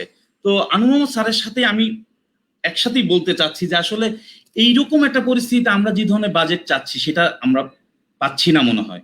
কারণ এইরকম একটা বিশেষ পরিস্থিতিতে আমাদের বাজেটটাও বিশেষায়িতই হওয়া উচিত ছিল, যেখানে সর্বোচ্চ গুরুত্ব থাকার কথা হচ্ছে যে চিকিৎসা খাত, তার পরপরই কৃষি খাত। কারণ আমার স্বাস্থ্য এবং খাদ্য, এই দুটো বিষয় থাকলেই তো আমরা যেই ফর্মাল যে সেক্টরগুলি আমরা সো কল্ড এখন মডার্ন সোসাইটিতে বা পোস্ট মডার্ন সোসাইটিতে আমরা যে ধরনের ফর্মাল সেক্টরগুলিতে আমরা এমফাসাইজ করছি, তথ্য প্রযুক্তি বা হোয়াট এভার দ্য থিংস, এগুলো আমাদেরকে এখন এই মুহূর্তে এই অর্থ বছরে মনে হয় না খুব বেশি কিছু অ্যাড করবে। তবে হ্যাঁ, মেগা স্ট্রাকচার যেগুলো আছে সেগুলোকে চলমান রাখতে হবে। মাহফুজ কবির স্যার বলেছেন যে এগুলি যদি বন্ধ রাখে তাহলে এগুলির ব্যয় বেড়ে যাবে। তো এগুলিকে যত দ্রুত শেষ করা যাবে, এগুলি কিন্তু আমাদের ইকোনমিতে এক ধরনের গতিশীলতা তৈরি করবে। তো পাশাপাশি আরেকটা বিষয়, বর্তমান ওয়ার্ল্ড ওয়াইড একটা নিউ কনসেপ্ট আছে PPP, পাবলিক প্রাইভেট পার্টনারশিপ। তো সরকারকে এই PPPর ব্যাপারটাকে জোরালোভাবে দেখতে হবে। যেমন আমি একটু উদাহরণ দিয়ে বলি, কোন একটা দাতা সংস্থা কোন কৃষি সেক্টরে সহায়তা প্রদান করলো, তো এই সহায়তার আওতায় আপনি কি করলেন কি একটা নির্দিষ্ট অঞ্চলের কৃষককে, ধরেন ভুট্টা চাষে আপনি তাকে ট্রেন আপ করলেন, তাকে যত ধরনের ইনপুট আছে, ভুট্টার সিড থেকে শুরু করে যত ধরনের ইনপুট আছে সবকিছু দিলেন। এন্ড অফ দ্য ডে সে খুব ভালো প্রোডাকশন করলো, কিন্তু রিয়েলিটি হচ্ছে এই ভুট্টা সে কি করবে? এই ভুট্টা তো আমি খাই না, আমি তো খেতে অভ্যস্ত ধান। তার মানে কি, আমার ডেভেলপমেন্টের সেক্টরে একটা ডিফারেন্ট একটা জায়গা, ভ্যালু চেইনের দরকার। তাকে একটা মার্কেট অ্যাক্সেসিবিলিটি দিতে হবে, যেখানে সে domestic market, in some extent সে ইন্টারন্যাশনাল মার্কেট অ্যাক্সেস করতে পারবে। তো এই যে মার্কেট অ্যাক্সেসিবিলিটি, এই যে এক ধরনের অপ্রচলিত একটা পণ্য বা শস্যকে আমি আমার দেশে প্রডিউস করে সেটা যদি অন্য দেশে রপ্তানি করতে না পারি, সেই ক্ষেত্রে আমাদের PPP, পাবলিক প্রাইভেট পার্টনারশিপের ব্যাপারটাকে খুব বেশি ইম্পর্টেন্ট বা গুরুত্ব সহকারে দেখতে হবে। তো তথা সর্বোপরি গ্রামীণ অর্থনীতি, চিকিৎসা ক্ষেত্র, PPP এবং কৃষি অর্থনীতির সাথে যে ধরনের ইনফর্মাল সেক্টরে যে মানুষগুলি আছে এদেরকে প্রমোট করা, এবং খাদ্য সহায়তায় আমাদের ডিজিটাল কার্ড সিস্টেম টাইপের একটা বিষয় এই বাজেটের মধ্য থেকে যদি বাজেটিং করে এই ব্যাপারগুলিকে এবং দুর্নীতি হ্রাস করে যদি আমরা বাজেটটাকে প্রপারলি ইউজ করতে পারি, হয়তোবা আমাদের জন্য ভালো কিছু বহন করে আনবে। অন্যথায় সেই ফার্স্ট ওয়ার্ল্ড পরবর্তী যে গ্রেট ডিপ্রেশনের মধ্যে গিয়েছিলাম, বা সেকেন্ড ওয়ার্ল্ড পরবর্তী পুরো পৃথিবীর যেমন অর্থনীতি কলাপস করেছিল, আমরা হয়তোবা সেই দিকটাতেই যেতে হবে এই করোনা পরিস্থিতিতে, কারণ এইটা বিগত 100 বছরের গভর্নমেন্টও এই ধরনের সিচুয়েশন ফেস করেনি। ধন্যবাদ প্রান্ত সাহা। হ্যাঁ, ধন্যবাদ নাজমুল ভাইকে তার মূল্যবান বক্তব্য রাখার জন্য, মন্তব্য প্রদানের জন্য। আমি এখন চলে যেতে চাই রেজাউল হক কৌশিক ভাইয়ের কাছে। কৌশিক ভাই, আমাকে শুনতে পাচ্ছেন? হ্যাঁ, শুনতে পাচ্ছি প্রান্ত সাহা। ভাই, যে বিষয়টা কথা বলছিলাম সেটা হচ্ছে আমাদের বাজেটটা হচ্ছে আগামী অর্থ বছরে যে বাজেটটা হয়েছে প্রণয়ন করা হচ্ছে, প্রস্তাবিত বাজেট আগামীকাল সেটা আসবে। সেটাতে মোট ব্যয় ধরা হয়েছে 5,68 টাকা। তো সেখানে আয়ের উৎস যেভাবে ধরা হয়েছে, সেখানে আয়ের পরিমাণ হচ্ছে 3,78,000 কোটি টাকা। এর মধ্যে রাজস্ব বা এনবিআর এর লক্ষ্যমাত্রা নির্ধারণ করা হয়েছে 3,30,000 কোটি টাকা। বাকি কর বহির্ভূত আয়ের লক্ষ্যমাত্রা ধরা হয়েছে 48,000 কোটি টাকা। তবে এনবিআর এর চেয়ারম্যান আবু হেনা মোহাম্মদ রহমাতুল সাম্প্রতিক অর্থ মন্ত্রণালয়ে একটি চিঠিতে এই লক্ষ্যমাত্রা অর্জন অসম্ভব বলে তিনি জানান গত অর্থ বছরে, অর্থাৎ চলমান অর্থ বছরে সর্বসাকুল্যে 2,20,000 কোটি টাকা হতে পারে। তো তিনি আরো উল্লেখ করেন, যদি প্রতি বছরের গড় প্রবৃদ্ধি ধরা হয় তাহলে সর্বসাকুল্যে আমরা অর্জন করতে পারবো 2,50,000 কোটি টাকা, এর বেশি নয়। তো এই বাজেট ঘাটতি বিষয়ে যদি আমরা আরো দুইজনের মন্তব্য গ্রহণ করি, তাহলে দেখা যাবে তত্ত্বাবধায়ক সরকারের অর্থ উপদেষ্টা মির্জা আজিজুল ইসলাম স্যার বলেছিলেন যে আগামী অর্থ বছরে রাজস্ব না বাড়ালেও সরকারের আয় বাড়বে, তাই সঙ্গত কারণে বাজেটের ঘাটতি দেখা দিবে। তবে সমাধান হিসাবে কেন্দ্রীয় ব্যাংক থেকে অর্থ ধার করে ঘাটতি মেটাতে হবে। অন্যদিকে বর্তমানে অগ্রণী ব্যাংকের চেয়ারম্যান ডক্টর জায়েদ বক্ত বলেছেন, ঘাটতি পূরণে ব্যাংক ঋণের দিকেই জোর দিয়েছেন তিনিও সেই একই দিকেই দেখিয়েছেন। তাই আগামী বাজেটকে ঋণ নির্ভর বাজেটই আমরা বলতে পারি। তো ভাইয়ের কাছে আমার প্রশ্নটি থাকবে হচ্ছে, জাতীয় রাজস্ব বোর্ড এনবিআর নির্ভর যে বিপুল অর্থের লক্ষ্যমাত্রা নির্ধারণ করা হয়েছে, তা আমাদের আসন্ন বাজেট ঘাটতি বাড়িয়ে তুলবে কিনা? ভাই। ধন্যবাদ প্রান্ত সাহা, এবং ধন্যবাদ জানাচ্ছি যারা এই লাইভে যোগদান করেছেন। আনু মোহাম্মদ স্যার, সাইফুল ইসলাম স্যার, মাহফুজ কবির ভাই এবং নাজমুস নাহিদ যে আমার বন্ধু, সবাইকে ধন্যবাদ জানাচ্ছি। আমরা এমন একটা সময়ে আজকে এখানে আলোচনায় বসেছি যখন আসলে যে বাজেটের যে সব ডকুমেন্ট সেগুলো আসলে প্রিন্ট হয়ে গেছে, আরো 2 দিন আগে থেকেই তার প্রস্তুতি শুরু হয়েছে এবং প্রিন্ট হয়ে গেছে, এবং আমরা যেই সব তথ্যের ভিত্তিতে কথা বলছি সেগুলো পত্রপত্রিকায় বা বিভিন্ন মাধ্যমে, ব্যক্তিগত মাধ্যমে আমরা শুনেই কিন্তু কথা বলছি। তো এটা হয় কিছুদিন আগে কথা বলার দরকার ছিল, অথবা আমরা এমন একটা প্রেক্ষাপটে কথা বলছি যখন এটা হয়ে গেছে আমরা মনে করছি। তো সেটা আগামীকাল যখন প্রস্তাব করা হবে সেটার কিছু গরমিলও হতে পারে। তো যতদূর আমরা জানতে পেরেছি যে আপনি যেটা বললেন যে সব ফিগারের কথা বললেন, আমি ফিগারের বিষয়ে একটু পরে আসছি। তো তার আগে বলতে চাই যে এখন একটা বিশেষ সময় চলছে, খুবই ডেঞ্জারাস সময়। কেউ বলছে 100 বছর, কেউ বলছে 50 বছর, বা বিভিন্ন ওয়ার্ল্ড ব্যাংক, IMF তারা বিভিন্ন রকম প্রক্ষেপণ করছে যে কতদূর ক্ষতি হতে পারে, কি ক্ষতি হতে পারে। তো সেটা যাই ক্ষতি হোক, বা তবে এটা বোঝা যাচ্ছে যে যেই ক্ষতিটা হবে এটা বিগত কোনো সময়ে, পৃথিবীর কোনো সময় এত বড় ক্ষতি হয়নি। কারণ অন্য সময় দেখা গিয়েছে যে যারা ওয়ার্ল্ড লিড করছে, যেমন USA, একসময় রাশিয়া, তাদের দেশে সমস্যাটা শুরু হওয়ার কারণে অন্যান্য দেশে প্রভাবটা পড়েছিল। কিন্তু এবারের প্রেক্ষাপটটা একবারে ভিন্ন, যেটা যে ওয়ার্ল্ডের এমন কোনো দেশ নাই যেটা যে হচ্ছে করোনা ভাইরাসের আক্রমণ থেকে তারা রক্ষা পেয়েছে। যারা এখনো রক্ষা পায় নাই তাদের যে আশঙ্কাটা সেটাও কিন্তু বাদ হয়ে যায় নাই, যে তাদের হবে না বা সেখান থেকে তারা মুক্তি পাবে, এরকম কিন্তু এখন পর্যন্ত নাই। বরং এটা দিন দিন বাড়ছে, এবং এটার যে শেষ কোথায়, কবে শেষ হবে, সেটা এখন পর্যন্ত কেউ কিন্তু কোনো সঠিক তথ্য দিতে পারছে না। আসলে সঠিক তথ্য নাই, সেটা থেকে দিবে কিভাবে? তো যেটা যে আমরা বাজেট নিয়ে আলোচনা করছি, আসলে বাজেট এক একজনের কাছে এক এক রকম বিষয়। যে সরকার এখনো পর্যন্ত এই সময় পর্যন্ত এই কঠিন সময়েও যে কত পার্সেন্ট প্রবৃদ্ধি হবে সেটা নিয়ে চেষ্টা করছে, সেটা সেটা বলার চেষ্টা করছে, সেটা তাদের তথ্য উপাত্তের মাধ্যমে প্রমাণ করার চেষ্টা করছে যে এই খারাপ সময়েও আমরা প্রবৃদ্ধি অর্জন করব। কিন্তু আমাদের কাছে যতটুকু তথ্য এসেছে, আমরা যতটুকু তথ্য পেয়েছি, সেটার ভিত্তিতে আমরা বলতে পারি যে এই সময়ে এসে সবচেয়ে গুরুত্ব দেওয়া দরকার ছিল স্বাস্থ্য খাতে, এবং স্বাস্থ্য খাতের পরবর্তীতেই যেটা যে ইকোনমি কিভাবে আমরা টার্ন ওভার করতে পারি, যে ইকোনমি যে খারাপ অবস্থা, যে পঙ্গুত্ব অবস্থার দিকে যাচ্ছে, যে কর্মসংস্থান একবারে তৈরি হবে না এখন, অন্তত আরো 2 বছর, এখন যে অবস্থা আছে এর চেয়ে খারাপ অবস্থা হইলে আরো হয়তো এটা লেন্দি হতে পারে। তো সেই ক্ষেত্রে গভর্নমেন্ট যেভাবে চিন্তা করছে যে আসলে আনু মোহাম্মদ স্যার বলেছেন যে গতানুগতিক, তো আমার কাছে যেটা মনে হয়েছে যে গতানুগতিক তো বটে, এটা একটা সনাতনী পদ্ধতিতে কাজ করছে, সেই আগের মতোই বক্তৃতা বা এটা পুরা বছরের জন্য দেওয়া, যে আমার কাছে মনে হয় যে অল্প সময়ের এটা বিভিন্ন মধ্যমেয়াদী, স্বল্প মেয়াদী এবং দীর্ঘমেয়াদী, এই 3টা স্টেপকে সামনে নিয়ে বাজেটটা করা যেত, যে আগামী 6 মাসে আমরা কিভাবে এটাকে কাভার করব।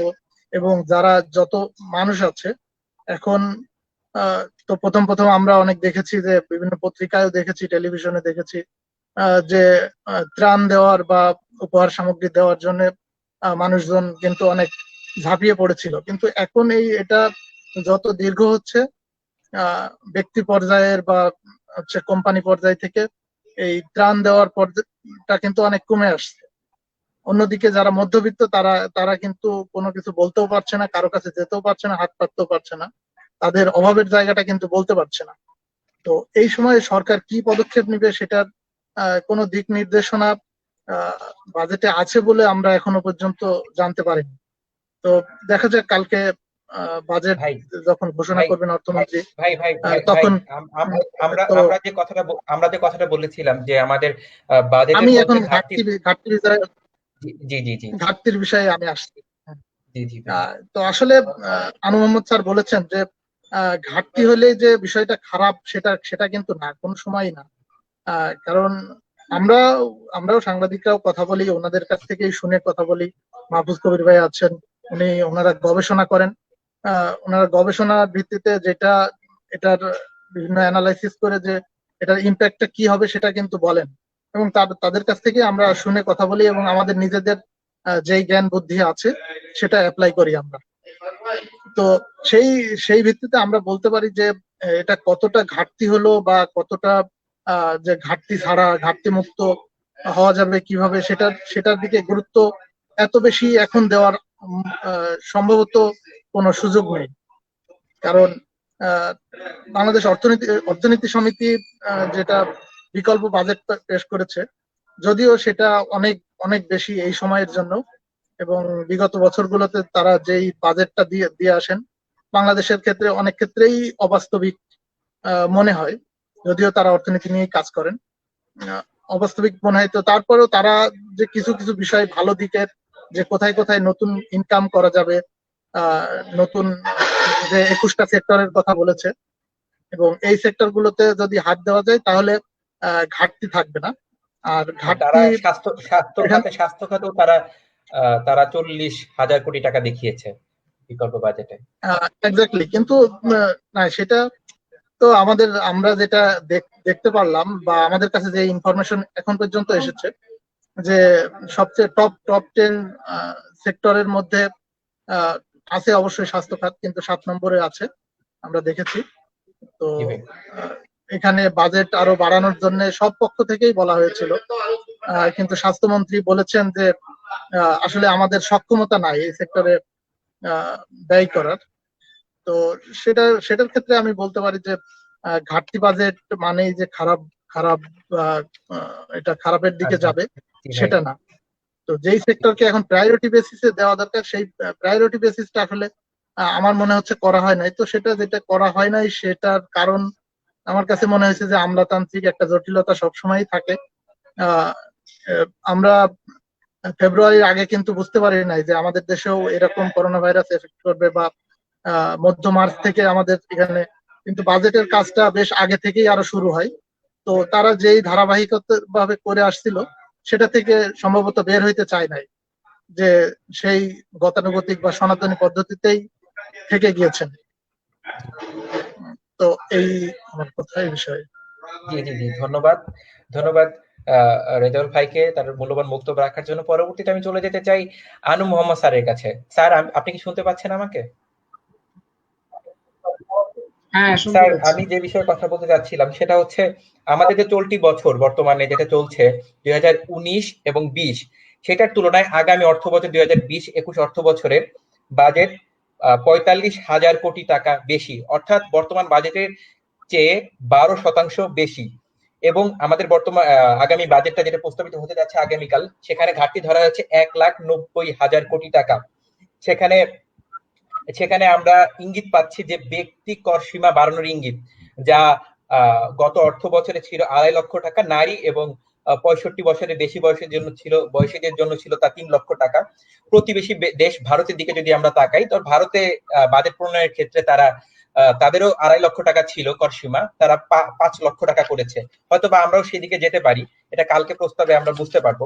এছাড়াও স্যার, আহ, আহ, জাতীয় রাজস্ব বোর্ডের সূত্র থেকে কিছু তথ্য জানতে পারি আমরা, তা হচ্ছে নতুন করে কর বাড়ছে না, নন লিস্টেড কোম্পানির কর কমানো হচ্ছে 2.5%, উচ্চবিত্তদের কাছ থেকে কর আদায় বাড়াতে সারচার্জ বাড়ানো হচ্ছে, এতে 10% হারে কর দিয়ে বিনা শর্তে কালো টাকা সাদা করার সুযোগ থাকছে, আমদানি ক্ষেত্রে বাড়ানো হবে বিলাসবহুল ও অপ্রয়োজনীয় পণ্যের আমদানি শুল্ক। স্যার, আমার প্রশ্নটা হচ্ছে আপনার কাছে যে আসন্ন অর্থ বছর 2020 এবং 2021-এ বাজেটে ব্যক্তি কর সীমা বাড়ানোর ইঙ্গিত পাওয়া যাচ্ছে এবং কালো টাকা সাদা করার যে সুযোগ রাখা হচ্ছে, এই বিষয়ে আপনার অভিমত? ব্যক্তি কর সীমা নিয়ে সরকার সরকার আসলে রাজস্ব আদায়ের জন্য যাদের উপরে নির্ভর করা উচিত, যাদের সম্পদ বেশি তাদের তো কর বেশি দেওয়া কথা। তো বাংলাদেশে আমরা পরিষ্কার ভাবেই দেখতে পাই যে যাদের সম্পদ বেশি তারা তো কর বেশি দেওয়ার প্রশ্নই আসে না, তারা করও দেয় না অবশ্য।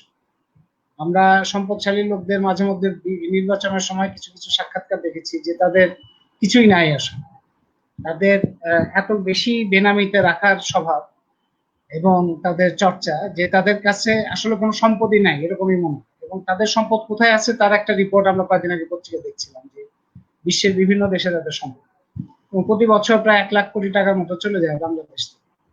সেইখানে যাদের যাদের কাছ থেকে পাওয়ার কথা তাদের কাছ থেকে না পাওয়ার কারণে তারপরে তো সরকারের মেশিনটা সরকারের চালাইতে হবে, সরকারের আমলাদের অনেক রকম সুযোগ সুবিধা দিতে হবে, গাড়ি দিতে হবে, দামি টেলিফোন দিতে হবে, তারপরে তাদের নানা রকম ভাবে শান শওকত করতে হবে, এই সমস্ত কিছু করার জন্য তো টাকা দাও। সেই টাকাটা তাহলে কার কাছ থেকে উঠবে? সেই টাকাটা উঠবে হচ্ছে যারা কম সম্পদশালী কিংবা সম্পদহীন মানুষ, যাদের উপায় নাই কোনো ফাঁকি দেওয়া, তাদের কাছ থেকে যত বেশি পারা যায়, সেটা ভ্যাটের মাধ্যমে হোক কিংবা কম আয় সম্পন্ন মধ্যবিত্ত নিম্ন মধ্যবিত্ত তাদের কাছ থেকে যতটা সম্ভব। সেই কারণে কর মুক্ত আয়ের সীমা যে মাত্রায় এখন আছে এটা আসলে একটা অবাস্তব। সেটা আমরা ভারতের সাথে তুলনা করতেই পারি, বাংলাদেশের বাস্তবতা একটু বিশ্লেষণ করলে বোঝা যায় যে ওটা কোনো কর দেওয়ার মতো আয় না এখন যেটা আছে। তো সেই কারণে এটা খুব বেশি পরিবর্তন আগামী বাজেটে হবে না, কারণ সরকার ধরেই নিচ্ছে যে যাদের কর দেওয়ার ক্ষমতা নাই তাদের কাছ থেকে আমার কর আদায় করতে, এটা ভ্যাটের মাধ্যমে এবং অন্যান্য ফির মাধ্যমে, জিনিসপত্রের দাম বাড়ানোর মাধ্যমে, গ্যাসের দাম বাড়ানোর মাধ্যমে, বিদ্যুতের দাম বাড়ানোর মাধ্যমে, তেলের দাম না কমানোর মাধ্যমে তাদের কাছ থেকে আমার টাকাটা জরুরি। সেই পথেই আগামী বাজেটেও যাচ্ছে।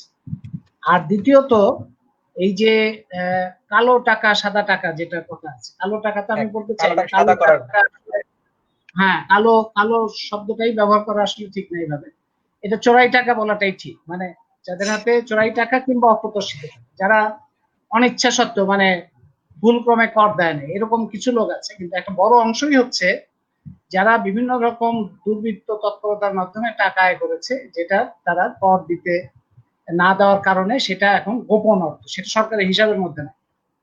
এইটা সাদা করার আমরা প্রতি বছরই দেখি বাজেটের মধ্যে, বাজেটের আগে সবাই বলেন যে এটা না দেওয়া উচিত, নৈতিক ভাবে দেওয়া উচিত না। এবং তাদেরকে সুবিধা দেওয়া হয় যেটা, তাতে যারা টাকার কর পরিশোধ করে তাদেরকে যে পরিমাণ কর দিতে হয় তার চাইতে কম কর দিতে হবে। তার মানে কেউ যদি চোরাই পথে টাকা উপার্জন করেন এবং একটা পর্যায়ে গিয়ে সরকারের সুবিধা গ্রহণ করে সেটাকে সাদা করতে চান, তাহলে তাদের অনেক কম কর দিতে হবে, অনেক কম অসুবিধার মধ্যে পড়তে হবে, চাপের মধ্যে পড়তে হবে। তার মানে তারা একটা তাদের তাদের এটা একটা এনকারেজ করা, উৎসাহিত করা যে আপনি 2 নম্বর পথে ঘুষ, দুর্নীতি, লুণ্ঠন, ব্যাংক লুটপাট এই সমস্ত করে আপনি টাকা পয়সা কামাই করেন, আপনি একটা পর্যায়ে গিয়ে সুযোগ পাবেন, আপনি কম করের মাধ্যমে সেটাকে সাদা করতে পারেন।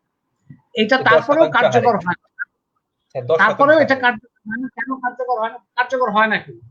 আমরা দেখি যে খুব বেশি পরিমাণ টাকা যে সাদা করা হচ্ছে তা হয় না। হয় না এই কারণে যাদের হাতে এই টাকা আছে তারাই আসলে রাষ্ট্র পরিচালক। তাদের ভয় পাওয়ার আসলে কিছু থাকে, তারা ভয় পায় না। ভয় পাবে কি করে? কারণ তারা তো ব্যাংকের এমডি কে অস্ত্র ধরে তাদের কাছ থেকে লোন নিতে চায়, পুরো ব্যাংকই গায়েব করে দিতে চায়, তারা পুরো বন শেষ করে খেয়ে ফেলে, তারা নদী শেষ করে খেয়ে ফেলে, তারা পাহাড় কেটে সমান করে ফেলে। তো তারা ভয় পাবে কাকে? কারণ তারা তো সরকার তো তাদের পকেটেই আছে। তো সুতরাং তাদেরকে যদি এইরকম ভয় যদি থাকতো যে আমার হাতে এই ধরনের টাকা আছে, চোরাই টাকা আছে, সাদা না করলে আমি বিপদে পড়ব, এরকম কোন বিপদে তো তারা পড়ার কোনো সম্ভাবনা দেখা যায় না। মাঝে মধ্যে যে দু একজন উপরে একটা চাপ তৈরি হয়, সেটা হয় তাদের নিজস্ব নেগোসিয়েশনের সমস্যা। ওইটা সামগ্রিকভাবে তাদের কোনো নিরাপত্তাহীনতা নেই। নিরাপত্তাহীনতা হচ্ছে যাদের বৈধভাবে উপার্জন করেন, নিরাপত্তাহীনতা তাদের সমস্যাটা সেই কারণে এটা হয়। এই দুইটা প্রশ্নের বাইরে আমি আরেকটা কথা যেটা সাইফুল ইসলাম বলেছিলেন, ওইখানে একটা কথা বলতে চাই যে বরাদ্দ, যেটা প্রান্ত সাহায্য বেশ ভালো প্রস্তুতি নিয়ে এসছে, সেটা খুব ভালো। অনেকগুলো প্রশ্নের মধ্যে অনেক প্রস্তুতি আছে। শিক্ষা স্বাস্থ্য বরাদ্দ নিয়ে যে প্রশ্নটা ছিল, সেই প্রশ্নের মধ্যে যেমন বলা হচ্ছে যে শিক্ষা ও প্রযুক্তি খাতে অনেক বড় বরাদ্দ। এই যে বড় বরাদ্দ, এটার মধ্যে একটা বড় ধরনের ফাঁকি এবং প্রতারণা আছে। প্রতারণাটা কি? সেটা হচ্ছে শিক্ষা খাতকে শিক্ষা খাতের মধ্যে সীমিত না রেখে ওর মধ্যে যুক্ত করা হয়েছে প্রযুক্তি খাত। এবং প্রযুক্তির মধ্যে কোন প্রযুক্তি? আমাদের প্রযুক্তিগত বিকাশের জন্য কোন প্রযুক্তি? তা না। ওর মধ্যে যুক্ত করা হয়েছে রূপপুর পারমাণবিক বিদ্যুৎ কেন্দ্র। রূপপুর পারমাণবিক বিদ্যুৎ কেন্দ্রের জন্য যে বরাদ্দ, সেইটাকে আপনি শিক্ষা খাতের মধ্যে চাপানো হচ্ছে। অথচ বাংলাদেশের শিক্ষা এবং গবেষণার প্রক্রিয়ার মধ্যে দিয়ে কিন্তু এই পারমাণবিক বিদ্যুৎ কেন্দ্রের সিদ্ধান্ত আসে। এই দক্ষতা, এই যে সক্ষমতা, এটা কোনোটাই কিন্তু বাংলাদেশের শিক্ষা এবং গবেষণার মধ্যে দিয়ে আসে। শিক্ষা ও গবেষণা খাত যদি শক্তিশালী থাকতো, সেখানে যদি যথাযথ বরাদ্দ থাকতো প্রতি বছর এবং যথাযথ নীতিমালা থাকতো, তাহলে বাংলাদেশে করোনা কালেও আমরা দেখতাম যে বাংলাদেশের শিক্ষা এবং গবেষণার মধ্যে দিয়ে পাবলিক বিশ্ববিদ্যালয়গুলো, গবেষণা প্রতিষ্ঠানগুলো অনেক শক্তিশালী ভূমিকা পালন করতে পারছে। সেই সক্ষমতা তৈরি করার জন্য সেই গবেষণা খাতে বরাদ্দই নাই। এবং শিক্ষা খাতের যে বরাদ্দ, সেই বরাদ্দের মধ্যে নানা রকম দুর্নীতি আছে। আমরা এই যে জাহাঙ্গীরনগর বিশ্ববিদ্যালয় নিয়ে অনেক আলোচনা হয়েছিল, 1,500 কোটি টাকা বরাদ্দ। এখন 1,500 কোটি টাকা বরাদ্দ তো দেখাচ্ছে যে এটা উন্নয়ন হচ্ছে, কিন্তু সেই 1,500 কোটি টাকা নিয়ে কি হচ্ছে সেটা নিয়ে তো কিছু খবর পত্রপত্রিকায় প্রকাশিত হয়েছে।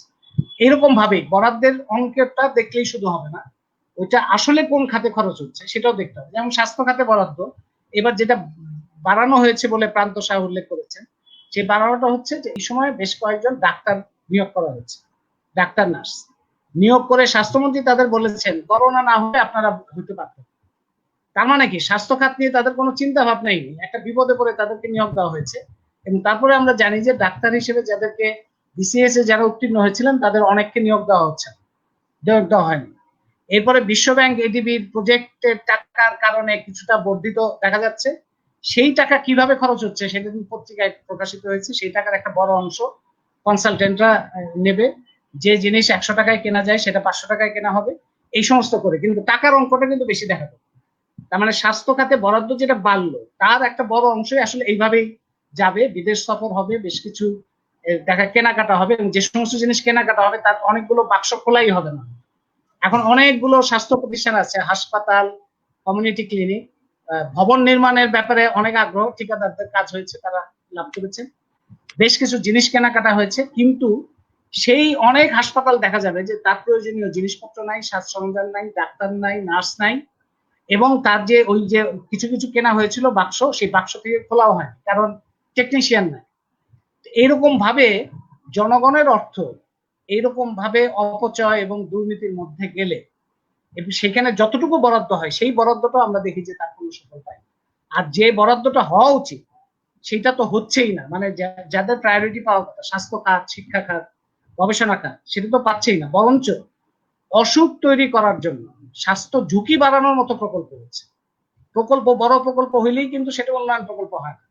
যেমন রামপাল প্রকল্প, সুন্দরবন শেষ করে দিলে বাংলাদেশের মানুষের স্বাস্থ্য ঝুঁকি অনেক বেড়ে যায়, নিরাপত্তাহীনতা অনেক বেড়ে যায়, রূপপুরে স্বাস্থ্য ঝুঁকি অনেক বেড়ে যায়। তার মানে এই প্রকল্পগুলিতে হাজার হাজার কোটি টাকা, লক্ষ কোটি টাকা বরাদ্দ করলেই যে আমরা উন্নয়নের দিকে যাচ্ছি তা না, বরঞ্চ আরো ঝুঁকির মধ্যে যাচ্ছি, আরো বিপদের মধ্যে যাচ্ছি। অথচ এই টাকাটাই যদি স্বাস্থ্য খাতে এবং শিক্ষা খাতে খরচ হতো, বাংলাদেশ সুস্থ এবং শিক্ষিত জনগোষ্ঠীর একটা দেশে পরিণত হতো। ধন্যবাদ স্যার, ধন্যবাদ স্যারের মূল্যবান বক্তব্য রাখার জন্য। পরবর্তীতে আমি চলে যেতে চাচ্ছি হচ্ছে ডক্টর মাহফুজ স্যারের কাছে। মাহফুজ কবির স্যার, শুনতে পাচ্ছেন আমাকে? হ্যাঁ, শোনা যাচ্ছে। স্যার, আমি যে কথাগুলো সেটা হচ্ছে বাংলাদেশ অর্থনীতি সমিতির বিকল্প বাজেট সম্পর্কে। আমরা জানি আগামী অর্থ বছর সম্পর্কে তারা যে বিকল্প বাজেটটি দিয়েছে সেটা প্রায় সেটা হচ্ছে 13,96,600 কোটি টাকার বাজেট প্রস্তাব। বিকল্প বাজেটে আয় ধরা হয়েছে 12,61,600 কোটি টাকা, অর্থাৎ এখানে ঘাটতি দেখানো হয়েছে 1,35,000 টাকা। তো এখানে রাজস্বের উপর প্রত্যক্ষভাবে তারা নির্ভরশীল হচ্ছেন 79% এবং বাকি 21% আসবে পরোক্ষ কর থেকে। আর সরকারের ঋণ সেখানে নিতে হবে বলে জানানো হয়েছে। তো কিন্তু তারা আবার স্বাস্থ্য খাতে দেখিয়েছেন 40,000 কোটি টাকা বরাদ্দ। এবং এর সাথে আমি আরেকটা বিষয় যুক্ত করতে চাই স্যার, সেটা হচ্ছে বিশ্ব স্বাস্থ্য সংস্থা WHO এর থাকা পর্যালোচনা থেকে আমরা জানতে পারি স্বাস্থ্য খাতে মাথাপিছু সরকারি ব্যয়ে দক্ষিণ এশিয়ার মধ্যে আমাদের দ্বীপ রাষ্ট্র মালদ্বীপে সর্বাধিক বেশি মাথাপিছু ব্যয়। তারা হচ্ছে $2,000 ব্যয় করে থাকে পর্যায়ক্রমে। এর পরবর্তী সময়ে শ্রীলঙ্কা $369 ব্যয় করে, ভারত $267 এবং পাকিস্তান $129। সেখানে বাংলাদেশের মাথাপিছু খরচ দেখা যায় আমরা বাজেটে যে মাত্র $88। তো WHO এর গাইডলাইন অনুযায়ী মোট বাজেটের 15% এবং জিডিপি এর 5% হবে বাজেটে স্বাস্থ্যের অংশটা। তো আমার প্রশ্নটা হচ্ছে স্যার আপনার কাছে, যে বাংলাদেশের অর্থনীতি সমিতি যে বিকল্প বাজেট প্রস্তাব করেছে তাতে মোট বাজেটের অধিকাংশ আয়ের উৎসই রাজস্ব নির্ভর, এটা কতখানি বাস্তবসম্মত? যেখানে এনবিআর এর সক্ষমতা সম্পর্কে আমরা অবগত, এবং চিকিৎসা খাতকে কি এ বাজেট পুনরুজ্জীবিত করতে পারবে কিনা, আপনি কি মনে করেন? হ্যাঁ, ধন্যবাদ। একটা বিষয় আমি আসলে মিস করেছি আগের বার, যে জিডিপি নিয়ে যে কথা এসেছিল, আমি ওইখান থেকেই পরবর্তী প্রশ্নগুলোতে আসছি। তো জিডিপি বলা হচ্ছে যে 2 থেকে 3%, মানে ওয়ার্ল্ড ব্যাংকের যে প্রজেকশন। তো আসলে জিডিপির যদি 3% গ্রোথ হয় ফর এক্সাম্পল, আসলে কি আমরা গত বছরের তুলনায় 2% বেশি ভালো থাকবো? মানে এটা কিন্তু খুব অ্যাবসার্ড। মানে এই মুহূর্তে আসলে জিডিপি গ্রোথ নিয়ে চিন্তা করাটা আসলে আমাদের ঠিক শোভন হয় না। মানে সে আমার যেটা মনে হয় যে আমরা জিডিপি গ্রোথ যদি ইভেন 0 হয়, তারপরেও কিন্তু আমরা আমাদের মানে আমাদের যে ভালো থাকাটা, ওয়েলবিং যেটাকে বলা হয় আর কি, জিডিপি তো আসলে ওয়েলবিং এর একটা মেজার। তো মানে সেটা কিন্তু আসলে ইন্ডিকেট করবে না। তো এইটা একটা বিষয়। একটা কথা এসছে আর কি, যে আসলে আমাদের মানে আসলে পুরো র্যাঙ্কিং যদি করি হেলথ সেক্টরে, তাহলে সেই ক্ষেত্রে সেটা হচ্ছে 7 আর কি, 10টার মধ্যে 7 নম্বর আর কি। তো এরকম যদি করা হয় তাহলে সেই ক্ষেত্রে, আর যে বাজেটের যে বরাদ্দের করার বিষয়টা একটু পরে, মানে র্যাঙ্কিং এর ক্ষেত্রে আসলে অন্তত 1-2 বছরের জন্য হলেও সামনের দিকে আসতে পারতো, কিন্তু গতানুগতিক জায়গাতে কিন্তু রয়ে গেছে। তার মানে আসলে আমরা যে গতানুগতিক যে ফ্রেমওয়ার্ক, সেই ফ্রেমওয়ার্কের বাইরে ঠিক ওইভাবে আসতে চাইনি। যদি আমরা চাইতাম তাহলে কিন্তু বাজেটটা মানে যেভাবে ইন্ডিকেট করা হয়েছে এটা কিন্তু সামনে চলে আসতো, এবং এর চাইতে বড় প্রায়োরিটি আসলে কোন সেক্টর পাবে সেটা একটা বড় প্রশ্ন। কিন্তু হেলথ সেক্টর যদি এই বিপদের মধ্যেও না পায়, মানে স্বাস্থ্যের এত বড় ঝুঁকি, সেই ঝুঁকির মধ্যে যদি স্বাস্থ্য খাত ঠিক তার জায়গা থেকে না নড়ে, মানে আমার বাড়িতে টাকা ছাড়া দিল, আমি টেলিভিশনে যদি দেখতে থাকি, মানে তাহলে সেক্ষেত্রে কিন্তু আসলে আমি যে স্যার তো স্যার এই- এই- এই- একটা কথা যুক্ত করি স্যার, সেখানে আমাদের যে মাথাপিছু যে ব্যয় ধরা হয়েছে স্বাস্থ্য খাতে, সে ব্যয়ে আমাদের সরকারিভাবে আমাদের প্রতিটা ব্যক্তির 30% স্বাস্থ্য খরচ সরকার বহন করে, আর বাকি 70% বহন করতে হয় ব্যক্তিকে। এক্স্যাক্টলি, আমি সেই কথাটাই বলছি আর কি, যে আমাদের আউট অফ পকেট এক্সপেন্ডিচার যেটা সেটা সেটার যে স্ট্রাকচার, সেটাও কিন্তু গত প্রায় 20 বছর আসলে আমরা ওইরকম কোনো স্ট্রাকচারাল চেঞ্জ দেখতে পাইনি। মানে 2001-2 সালে যেরকম ছিল এই রেশিও, ওইরকম একটা রেশিওর মধ্যে কিন্তু রয়ে গেছে। কিন্তু অন্যান্য অনেক দেশ যারা ভালো করছে, একদম ইভেন ফার্স্ট ওয়ার্ল্ডের যে সমস্ত কান্ট্রিগুলো, তারাও কিন্তু এই সার্বজনীন যে স্বাস্থ্য ব্যবস্থা সেটা দিয়ে কিন্তু তারা চলে গেছে। এবং এই দ্বিতীয় বিশ্বযুদ্ধের পর থেকে কিন্তু এই এই এই যে স্ট্রাকচারাল যে ট্রান্সফরমেশন, সেটা কিন্তু হচ্ছে এবং এটা চলমান। এত বিশ্বের যে ব্যাপক মানে পুঁজিবাদের যে মানে ব্যাপক প্রভাব, তারপরেও কিন্তু তারা এই জায়গা থেকে সরেনি। তো এইটা একটা বিষয়। সেই জায়গা থেকে বাংলাদেশ অর্থনীতি সমিতির যে যে বাজেট, বিকল্প বাজেট, সেখানে আমার মনে হয় যে এই যে ব্যক্তি মানে ব্যক্তির কাছ থেকে যে কর বা যে একদম যে প্রত্যক্ষ কর যেটা, সেটার আদায়ের যে একটা ফিগার যেটা দেওয়া হয়েছে, তো সেটা আসলে আমাদের দেশে আসলে পুরো এনপিআর এর একটা ব্যাপক রকমের রিফর্ম যদি না হয় এই মুহূর্তে, যে তার যে সক্ষমতা সেটা দিয়ে, এবং আসলে তার যে ইনফ্যাক্ট ম্যান্ডেট এই মুহূর্তে যেটা আছে আর কি, সেই সেই জায়গা থেকে আসলে এই এত বড় একটা রাজস্ব আদায়, সেটা আসলে করা সম্ভব নয়। সদিচ্ছারও একটা বিষয় আছে। তো এরকম এটা অনেক পরে হয়তো আর 10 বছর পরে যদি একটু কন্টিনিউয়াসলি তারা যদি প্রোগ্রেস করতে থাকে, তাহলে এটা সম্ভব এটা নিয়ে আসা।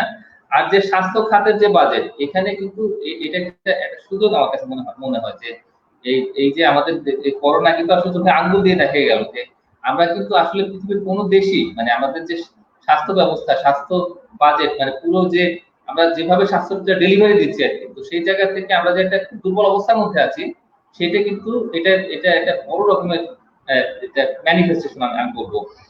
একটা বিষয় যেটা এসছে আর কি আলোচনার মধ্যে, যে যে ব্যক্তির যে কর্মরত আয়সীমা, আমার মনে হয় কি যে এটা আসলে আরো আগে করা উচিত ছিল।